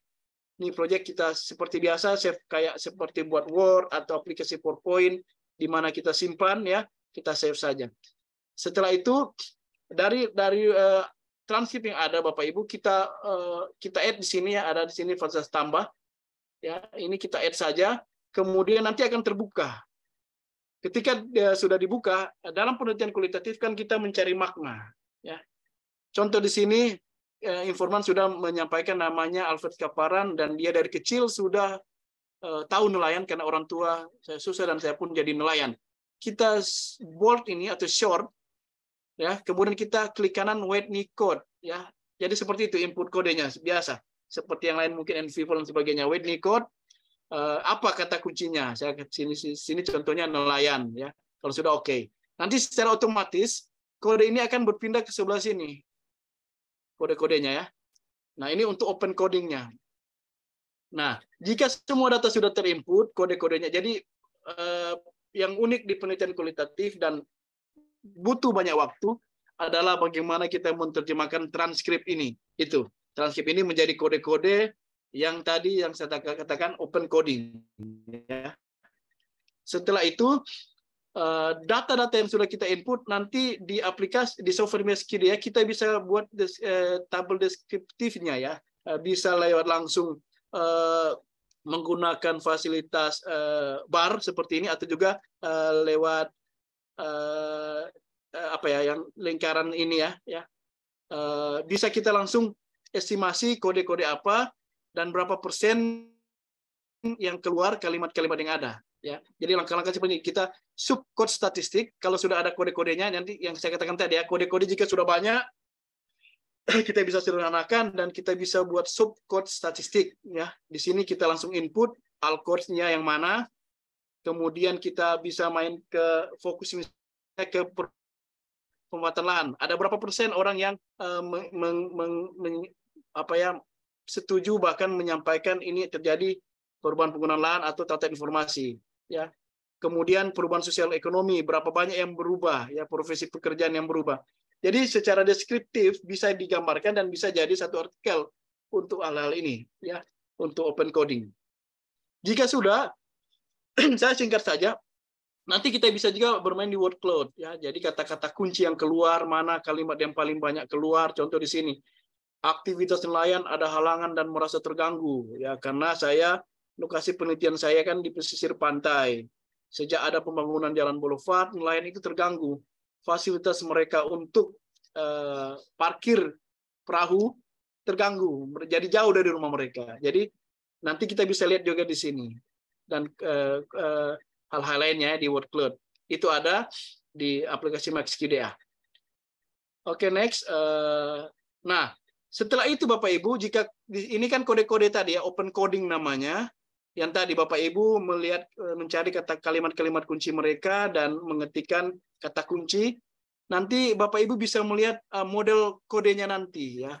Ya, Bapak Ibu tinggal klik kanan di sini, kemudian kode teori model, Bapak Ibu klik, nanti akan keluar otomatis. Ini mungkin juga seperti NVivo atau Atlas TI, akan keluar otomatis dan hierarkinya ada. Ya, nanti akan Bapak Ibu lihat hierarkinya ada. Nah, disitulah yang kita mulai bermain di axial coding. Ya, axial coding namanya. Jadi tadi open coding, banyak coding, sekarang lebih berporos axial coding. Di sini membantu sekali, hingga kita dapat lihat seperti ini susunannya. Ya, misalnya perubahan fisik kualitas lingkungan itu beberapa faktor juga karena adanya pembangunan, kemudian ada dampak juga. Jadi kualitatif seperti itu, kita mencoba mencari makna dari hasil-hasil wawancara dan dokumentasi dan juga ya proses biasanya wawancara mendalam ya. Jadi saya mengunjungi masing-masing untuk diwawancarai. Nah, disinilah kita mencari makna dalam penelitian kualitatif. Ya. Ini beberapa yang dibuat model kodenya lewat aplikasi MaxQDA dan secara otomatis. Nanti di sini kita bisa langsung klik juga siapa yang berapa orang yang menyatakan perubahan tipe hunian ini, ya siapa saja ada bisa nanti di dalam aplikasi software itu, mohon maaf. Nah, setelah itu Bapak Ibu, kode-kode ini bisa kita ekspor. Kenapa harus kita ekspor? Karena itu akan membantu kita memberi makna. Kan kita dalam penelitian kualitatif mencari makna, tema dan makna. Nah, kita bisa mengklik export code system, jadi kode-kode ada ini export code system, nanti bisa Word, kita bisa ekspor ke Word dokumen. Nah, hasilnya akan seperti ini ya. Jadi nanti dalam bentuk Word nanti akan secara jelas menguraikan bagi contoh misalnya konsekuensi perubahan elemen arsitektur kota. Nah, ini ada pantai menjadi kotor, perubahan pemuatan ruang terbuka. Nah, itu kita maknai. Kita maknai menjadi teori dasar ya. Jadi grounded teori. Ya, menjadi teori dasar yang kita akan bangun dan nanti itu akan diuji lewat analisis kuantitatif ya. Ya, seperti itu. Nah, ini contoh saya maknai misalnya konsekuensi perubahan elemen arsitektur kota itu dalam perspektif komunitas lokal diantaranya pantai menjadi kotor ya, perubahan pemuatan ruang terbuka, hilangnya ruang aktivitas masyarakat, dan seterusnya. Nah, kunci di penelitian kualitatif adalah hal-hal ini. Kita memaknai. Ya, kalau yang tipenya peneliti kuantitatif, pasti mereka akan memulai dengan teori dan konsep ataupun yang akan diuji ya, tentu sudah bermain angka-angka. Kalau kualitatif kita bermain makna.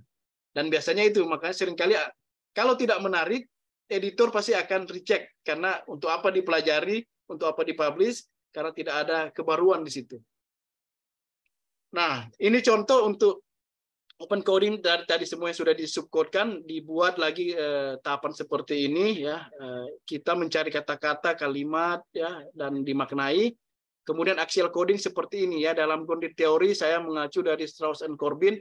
Jadi ada kondisi kausal, konteksnya apa, fenomena inti apa, kondisi yang mempengaruhi apa, interaksi dan konsekuensi.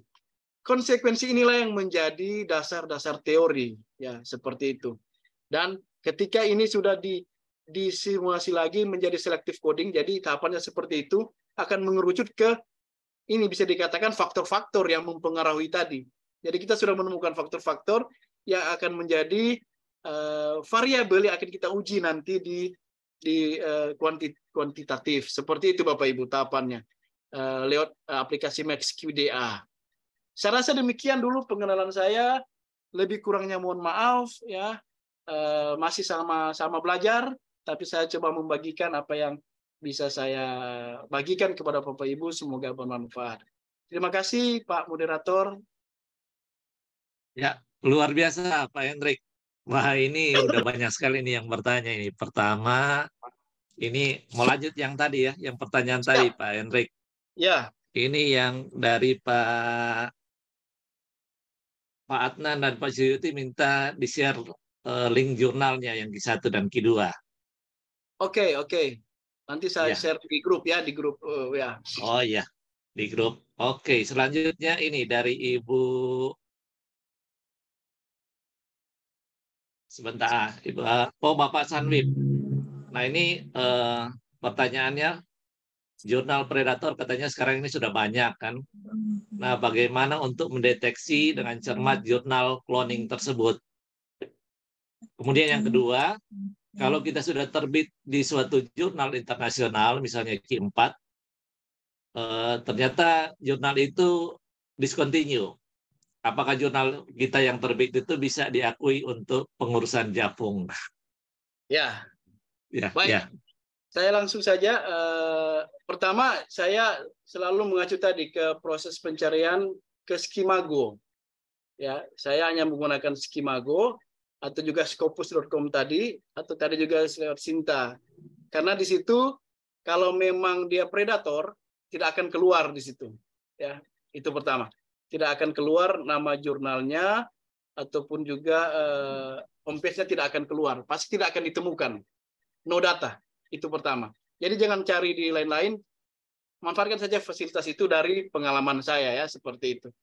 Kemudian kalau kita sudah terbit di satu jurnal, misalnya Q4, dan kemudian discontinue, ya Bapak Ibu itu suatu risiko sebenarnya bagi kita ya.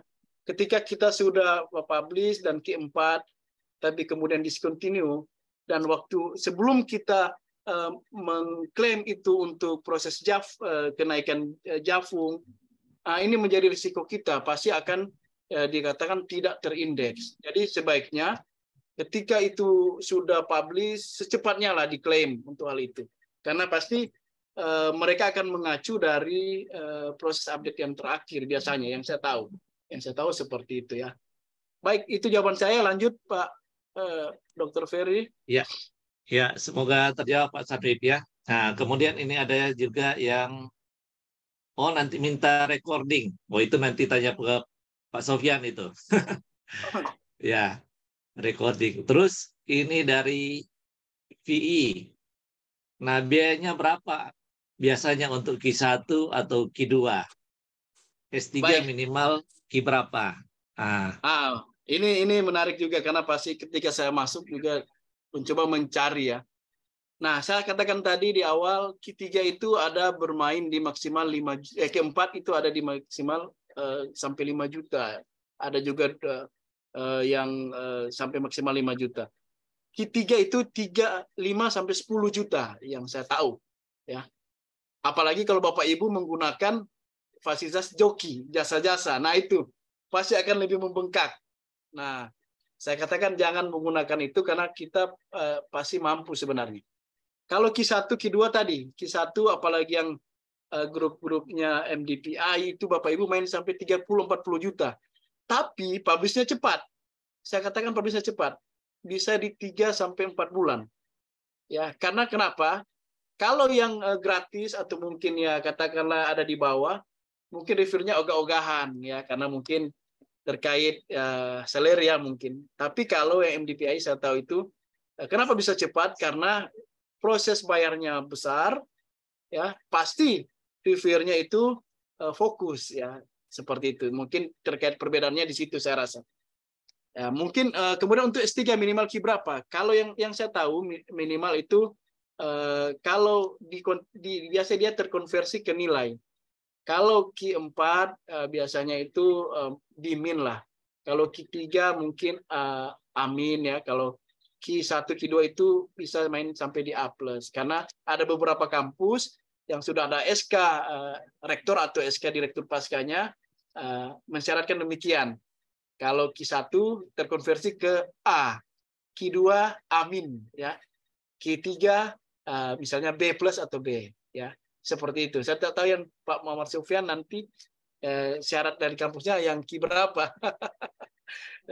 Itu ya, itu jawaban saya Pak Ferry. Silakan. Oh ya, sebagai informasi tambahan saja, saya barusan kirim yang di Q2 itu mereka minta bayar 1.830 US dollar. Berapa Jadi itu Pak? sekitar 27 juta. Nah, itu. Nah, itu. Makanya Ya. ini memang dengan Ngeri-ngeri begini sedap sharing ya. session ini terbantu sekali sebenarnya. Kalau kita mau uang sebesar itu kan Pak Hendrik ya. Oh, Makanya ternyata banyak tips atau banyak trik yang kita bisa dapatkan lebih murah dari itu ya. ya, lebih murah. Jadi Iya. rajin browsing dan bertanya ke koleha-koleha ya. Contoh tadi kalau Q2-nya Pak Dr. Raymond itu sekitar 20-an juta, yang Q2 saya itu gratis, Pak. Gratis. Q2 itu Nah, gratis.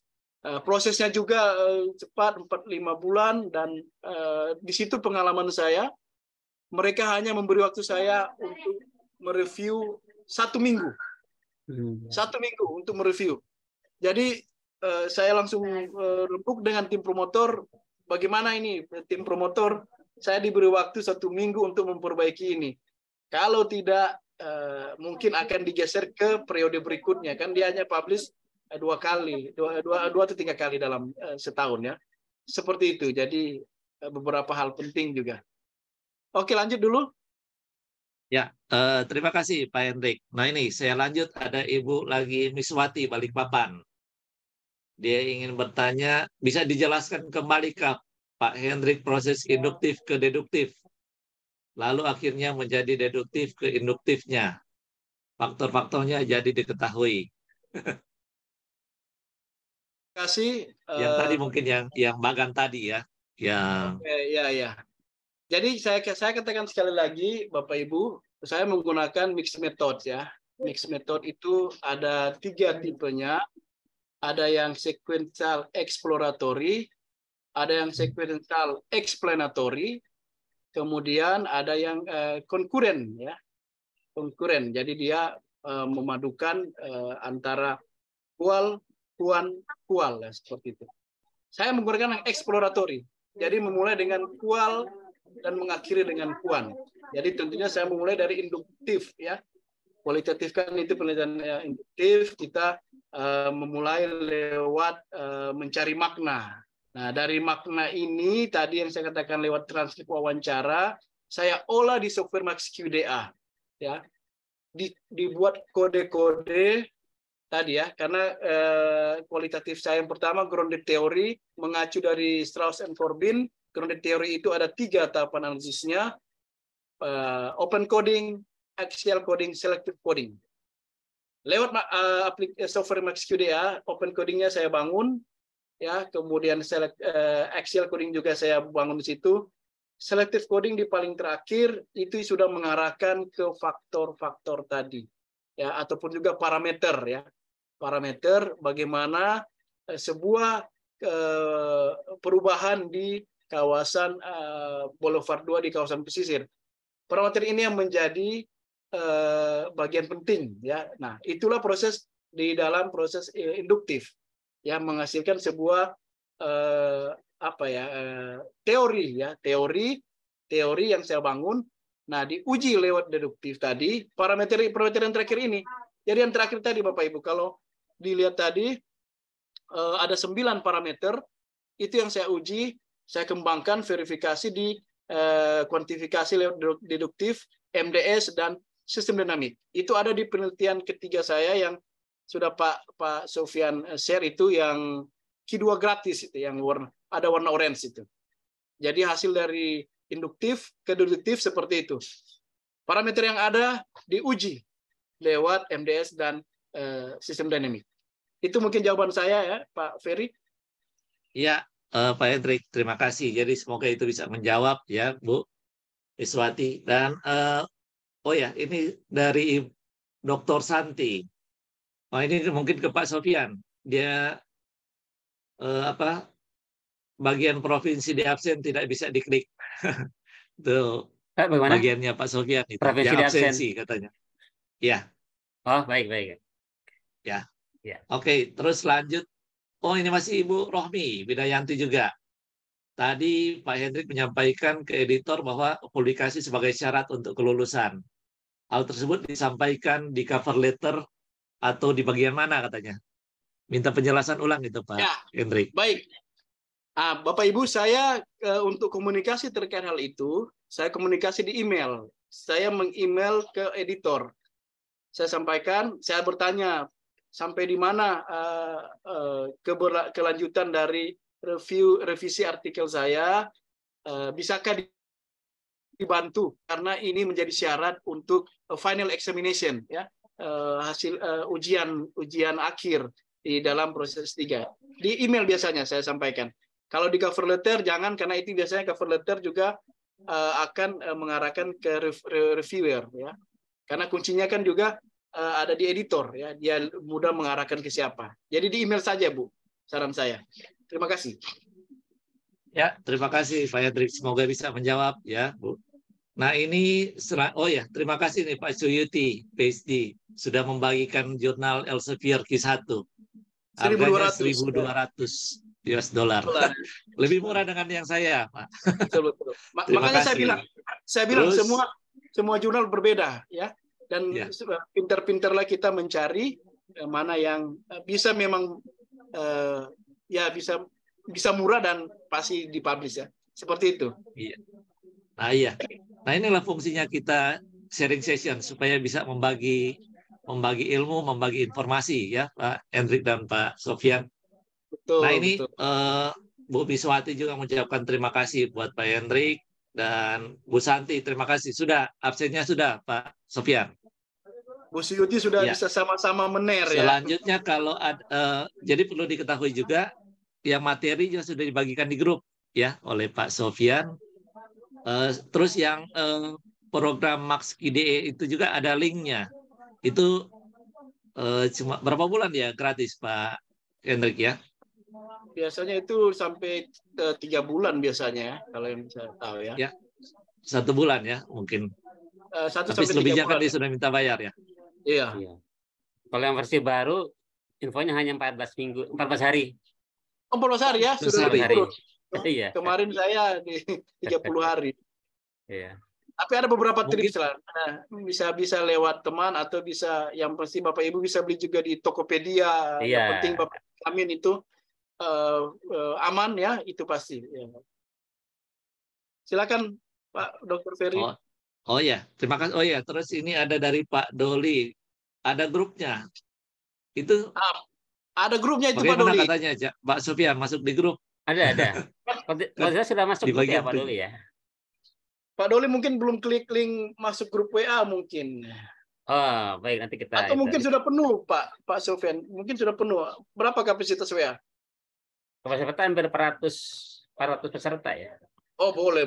Masih bisa, Pak masih aman. Jangan lupa masuk klik link, ya, saat daftar. Ya. Atau nanti di-add lah. Ya. Nah. Oke, ini ada mau yang bertanya langsung katanya Pak Hendrik, ya. Boleh, ya? Dari siap. Ibu atau Bapak ini, Sain Tami, bisa kameranya di. Selamat pagi, terima kasih Pak. Ya. Suara saya kedengaran, terima kasih Pak Hendrik. Oh, ya. Saya bisa on cam supaya bisa kelihatan. Internet nggak stabil, ya nggak bisa, mohon maaf. Internet saya kurang stabil, ya. Nggak apa-apa, silakan Bu. Oh ya. Ya, terima kasih Pak Hendrik. Jadi begini Pak, saya mungkin sedikit curhat terkait tadi publikasi Scopus. Nah, saya pribadi punya target, saya itu ingin publish. Jadi Emerald itu gratis, tidak bayar sesen pun kalau tidak open access. Nah, itu 1 tahun, rata-rata publikasi di Emerald itu hanya 1 tahun 30 judul, 35, 32, 38 gitu, ya.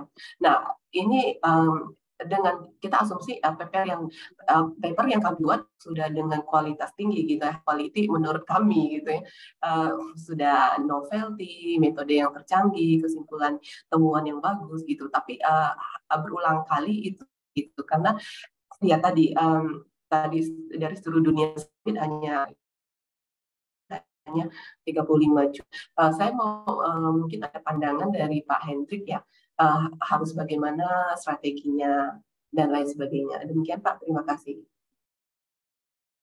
Baik, langsung ya Pak Lemon ya. Terima kasih Bu Sentami. Memang Ya, yang silakan untuk Pak Hendrik. Ya. tadi agak putus-putus tapi saya tangkap Ibu Sentami, dia coba submit ke Emerald yang memang sangat terkenal ya, V1 yang jumlah artikelnya juga publish mungkin hanya terbatas ya. Nah, sudah sangat ketat memang ya proses reviewnya. Kalau saya ikuti saja langkah yang saya sampaikan di awal. Kalau memang Bu Sentami terlambat masuk mungkin atau mungkin sejak awal terlewatkan, menjawab saja dengan proses review sesuai masukan mereka, dibuat line tracker dan jawab juga dengan sesuai ya kaidah. Kalau Bapak Ibu atau Ibu Sentami dan grup kawan-kawan sudah menyatakan ini novelty-nya sudah baik dan dengan metode yang paling baik, silakan saja dikoreksi masukan dari reviewer. Nah, Bapak Ibu bisa juga setuju dengan masukan reviewer atau bisa juga memberi apa ya semacam koreksi atau juga meluruskan jika mungkin maksud reviewer berbeda. Ya, itu yang pertama lewat metode tadi ya, menjawab dengan line tracker, highlight sehingga lebih mudah dijawab. Kemudian yang kedua adalah jangan ragu untuk berkomunikasi dengan editor. Saya sampaikan, ya, sampaikan saja bahwa proses reviewnya ini sudah terlalu lama. Bisakah dibantu ya dengan alasan bla bla bla. Salah satunya tadi yang selalu saya sampaikan menjadi syarat untuk final examination. Sampaikan saja seperti itu Bu. Ya. Dan sebagai informasi kalau tadi Emerald itu di 30-35, yang artikel saya itu yang kedua itu dia hanya tiap 4 bulan itu hanya 5-6 artikel saja yang dimuat di situ. Nah, itu sebenarnya lebih ketat juga, tapi ya komunikasi, saya katakan komunikasi. Jadi saya punya sharing begini. Waktu proses yang di Q2 itu Bapak Ibu, saya diminta hanya memperbaiki 1 minggu. Dan waktu itu ada penambahan autor ya. Dari yang semula saya submit 4 itu bahkan menjadi 8, bayangkan. Menjadi 8. Apa alasan saya? Saya komunikasi dengan editor, dia malah mereka bertanya begini, kenapa ada penambahan autor yang secara signifikan? Ya saya katakan dengan jelas bahwa karena waktu saya untuk merevisi ini 1 minggu, saya membutuhkan tambahan penulis lainnya untuk bersama-sama membantu menyelesaikan itu. Nah, mereka sudah memberi peringatan penting. Ini tidak wajar di jurnal kami. Tidak wajar. Nah, ini tanda kutip sebenarnya waktu itu akan mengarah ke ditolak sebenarnya. Tapi itu saya katakan, komunikasi saja, Bu. Ya, editornya juga kan manusia ya, pasti dengan alasan Bapak Ibu yang jelas tadi alasan waktu misalnya menjadi syarat, kemudian beberapa hal penting terkait. Nah, itu saya bisa lalui. Saya komunikasi kepada mereka dan itu bisa dilalui dan syukur puji Tuhan alhamdulillah bisa diterima dan bisa dipublish. Seperti itu mungkin jawaban saya, Bu Sentami. Terima kasih. Ya, terima kasih Pak, izin menanggapi Pak. Terima kasih, ini ada chat dari Pak. Saya mungkin berikutnya ada referensi dari Bapak untuk SJR di atas 0,4 dengan lingkup scope accounting Pak. Yang di Emerald ya. Saya kebetulan bidang studi saya, fokus saya memang di planner ya. Tapi jujur saya belum melihat, Bu, belum mencoba mencari terkait skop yang Ibu maksudkan. Jadi saran saya begini, coba cari di Elsevier juga bisa, tapi tadi turun ke wilayah-wilayah negara Eropa ya, yang Ibu kan bisa lihat di Skimago itu impact factor SCR-nya ada, ya SCR-nya ada. Coba di situ Bu, dan tadi masuk ke homepage-nya, lihat artikel-artikel yang sudah terbit. Kalau Ibu rasa mudah untuk mengikuti selingkungnya, ikut itu saja Bu. salah satu lagi. Jujur saya belum mencari itu Iya, sebab terima kasih Pak. Ya, pengalaman kami ya, Elsevier rata-rata bayarnya 1.950 US dollar, itu rata-rata kurang lebih berapa ya, 30 juta gitu ya Pak. Iya, Nah, iya. itu kami makanya nggak tertarik ke Elsevier, dan juga proses reviewnya panjang dan lama. Betul. Mungkin terima kasih, di sini di chat ada dari Pak Elkana Timotius, terima kasih Pak. Mungkin kalau ada yang tadi SDR di atas 0,4 di Emerald yang accounting yang ya cepat ya kata Bapak, proses cukup cepat sejak submit, boleh di-share Pak. Terima kasih Iya, banyak. Begini, kita kan punya grup, Bu. Nanti bisa dibantu kalau bisa grup itu saling membantu ya. Karena bisa informasi terkait. Nah, saya mau sampaikan juga begini, Bu Saintami, kebetulan kita sharing saja. Artikel saya yang terakhir yang duluan publish, yang duluan publish kedua itu, sebenarnya juga sudah diterima di Elsevier untuk direview. Elsevier itu jurnalnya Regional Sustainability. Itu gratis, Bu. Itu gratis. Tapi duluan yang accept ini yang Q2 Terum ini, yang Rumania. Nah, itu yang saya katakan Bapak Ibu. Saya berisiko sekali kemarin sebenarnya. Saya submit di tiga jurnal yang ketika yang Q2 Terum ini sudah mau publish, kesulitan untuk Elsevier ini yang sudah sementara review. Nah, prosesnya juga Bapak Ibu, kalau Bapak Ibu juga sempat mengalami hal itu, jangan ragu komunikasi dengan editornya. Saya katakan beberapa alasan terkait. Contoh begini, yang saya tulis ya, untuk menarik dari Elsevier Regional Sustainability itu, Q2 gratis juga. Saya sampaikan sesuai petunjuk dari prodi kami harus memasukkan di jurnal terkait. Saya melihat skop yang ada di Terum yang tidak ada di Sustainability. Jadi saya sampaikan itu harus masuk di jurnal yang ada skopnya ini. Nah, Bapak Ibu, lama itu bisa diterima. 2 minggu proses editornya sudah menyampaikan bahwa sudah dikirim ke chief editor terkait. Belum ada jawaban lagi. Saya masuk ke ruang chatnya Bapak Ibu. Jadi Bapak Ibu jangan khawatir, di web itu biasanya ada ruang chat interaktif. Bapak Ibu masuk situ saja, chatting di situ, nanti akan ada interaktif, Bapak Ibu akan langsung komunikasi. Mereka akan informasikan sudah ada di mana sekarang dan apa yang terjadi sekarang ya. Informasi saya waktu itu menunggu decision dari chief editor. Dan bersyukur Bapak Ibu, sebelum yang kedua ini publish, yang Elsevier ini sudah memberikan jawaban bahwa akhirnya artikel saya itu ditarik ya, dan tidak dilanjutkan proses reviewnya. Itu sharing saja dari saya. Semoga bermanfaat Ibu Saintami dan kawan-kawan. Terima kasih. Ya, terima kasih banyak Pak Hendrik ya atas penjelasannya. Jadi mohon maaf bagi penanya yang lainnya, kita tidak bisa menjawab semuanya. Nanti itu ada WhatsApp yang kita bisa saling diskusi karena mengingat waktu, dan perlu mengakhiri sesi ini, saya sekali lagi mengingatkan tentang tips yang diberikan oleh Pak Hendrik ya. Pertama, jangan pernah merasa gagal ya.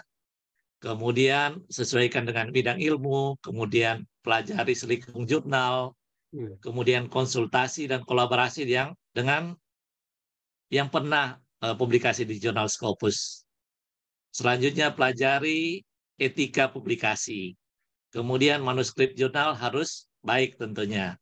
Jadi sesuai dengan standar. Kemudian hindari plagiarisme.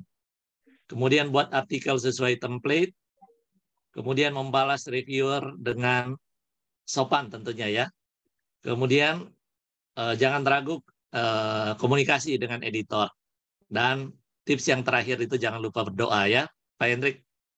Nah, Ya, semoga tips ini bisa membantu kita semua supaya semua yang hadir di sini bisa dipublikasikan jurnalnya di jurnal Scopus. Amin. Izin demikian yang perlu disampaikan. Mohon maaf. Pak Ferry izin, ya, gimana? Saya hanya menjawab dulu dari teman saya ini Pak Stephen Kemurahan terkait bisa dikirim dalam satu jurnal itu 3 judul, bisa. Yang penting judul berbeda, artikel berbeda ya, bisa. Jawabannya bisa. Bukan hanya 1 judul saja tapi 3. Demikian. Lanjut, Pak. Oke, terima kasih Pak Hendrik. Jadi Pak Stefan ya, jadi bisa ternyata jawabannya bisa ya. Ini karena mengingat schedule yang telah dibuatkan oleh Pak Sofyan. Jadi kita mengikuti dan terima kasih semua atas interaksinya tadi yang luar biasa juga dari pemateri kita pada siang hari ini. Dan semoga apa yang kita bicarakan dari pagi sampai siang ini bisa bermanfaat bagi Bapak Ibu sekalian. Dan itu boleh menjadi berkat bagi orang lain juga. Amin. Dan Amin. sekali lagi terima kasih. Selanjutnya diserahkan kembali kepada Mbak Ines. Silakan Mbak Ines. Baik, terima kasih Bapak atas baik, terima kasih. Mohon maaf kami sampaikan kepada Bapak Moderator yang telah memandu acara kita pada siang hari ini. Luar biasa sekali ya Pak pembahasan kita pada hari ini. Dan terima kasih juga kami sampaikan kepada pemateri kita yang sudah memberikan atau menyampaikan materi yang juga luar biasa. Semoga apa yang disampaikan bermanfaat untuk kita semua. Amin.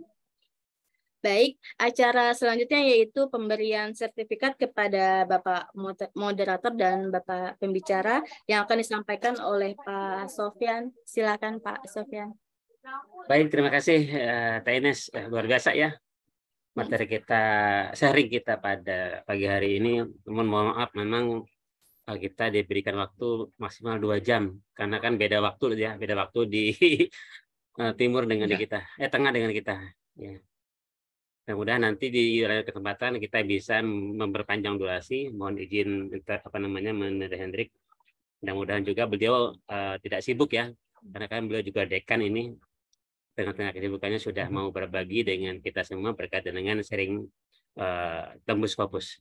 Mohon izin Pak Hendrik dan Pak Ramon, sebagai ucapan terima kasih kami, mohon diterima. Ya. Mohon diterima sertifikat sebagai tanda kasih sayang. Nah, seperti ini. Nah, semoga tidak salah dalam penulisan nama dan gelar. Jika ada salah, mohon dikoreksi saja, nanti kami perbaiki ya. Mohon diterima. Siap. Pak Hendrik. Diterima dengan senang hati Pak Sofyan. Terima kasih juga Bu Ines dan panitia ya. Terima kasih. Ya, selanjutnya adalah untuk moderator kita yang ganteng ini. Bentar. Untuk moderator kita yang ganteng. Mana tadi?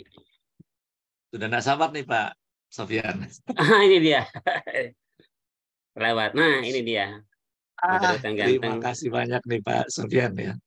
Jika ada salah tulis nama dan gelar, mohon izin dikoreksi Bapak. Iya. Sudah benar Pak. Terima kasih banyak nih. Terima kasih. Dan tentunya adalah MC kita yang cantik. Nah, ini dia, Bayin.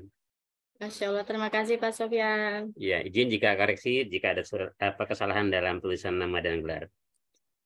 Beda nama nih Pak.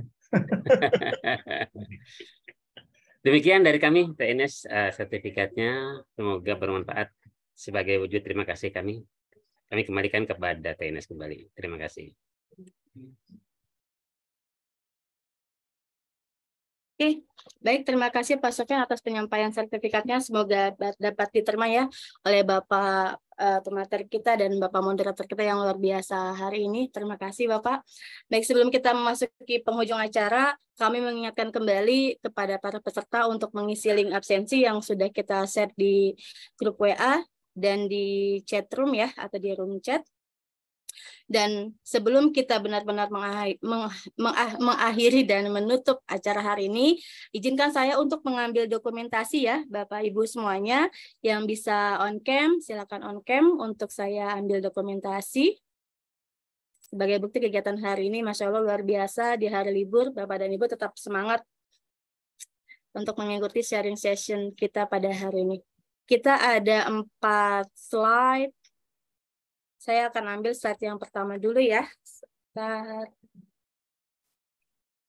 Oke. Saya ambil slide yang pertama.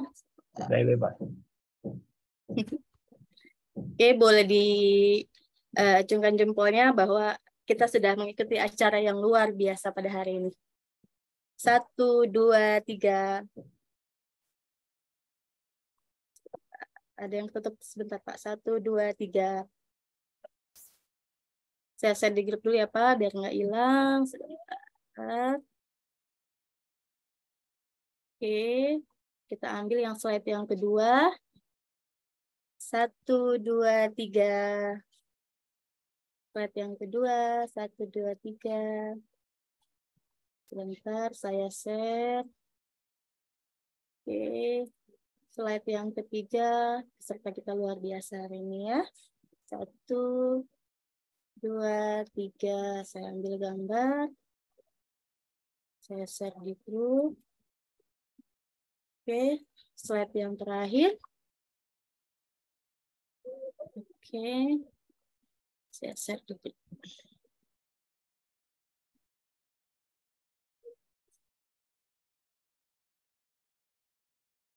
Oke, baik. Terima kasih Bapak Ibu semuanya. Kita sudah ambil sesi dokumentasi untuk kegiatan hari ini. Oke, selanjutnya marilah kita tutup acara ini dengan membaca hamdalah. Alhamdulillah. Alhamdulillah. Terima kasih kepada Bapak Hendrik Suryanjo, Bapak Dr. Rahman Ferry Tumiwa, yang Bapak Muhammad Sofyan, dan para peserta yang telah hadir pada hari ini. Semoga acara kita serius hari ini bermanfaat untuk kita semua. Amin. Saya selaku penata acara atau MC mewakili seluruh panitia. Mohon maaf atas segala kekurangan. Akhir kata, wassalamualaikum warahmatullahi wabarakatuh. Salam sehat semuanya. Waalaikumsalam. Terima kasih Pak. Terima kasih. Pak Ramon, Pak Hendrik, Pak Sofyan. Terima kasih. Terima kasih Pak Deka. Terima kasih semuanya. Salam sehat selalu. Ya, terima kasih. Jangan kapok-kapok. Iya, berikut Pak Ferry ya. Terima kasih Pak Ya, Sofyan ya. berikutnya Pak Ferry kita panggil, kita undang ya. Ada Pak Andi Muspida ya. Wah, di Wajo. Ya, Ini ada RAI teman juga terima kasih Pak Asbi, kawan-kawan ini. Pak Jeffrey Delaru juga ini ada. Pak Jeffrey ya. Jeffrey, Erkoli ya, Stephen, kemudian sama Petra ya. Semua, mohon maaf tidak dapat disebutkan satu persatu. Terima kasih. Dari Esri juga ada. Ya. Terima kasih sudah mensupport, ya, berbagi. Oke, Pak Sofyan, terima kasih ya. Terima kasih Munir. Jangan Izin lupa. sign ya. Ya. Terima kasih. Ya. Oke, izin live ya. Oke, terima kasih semuanya.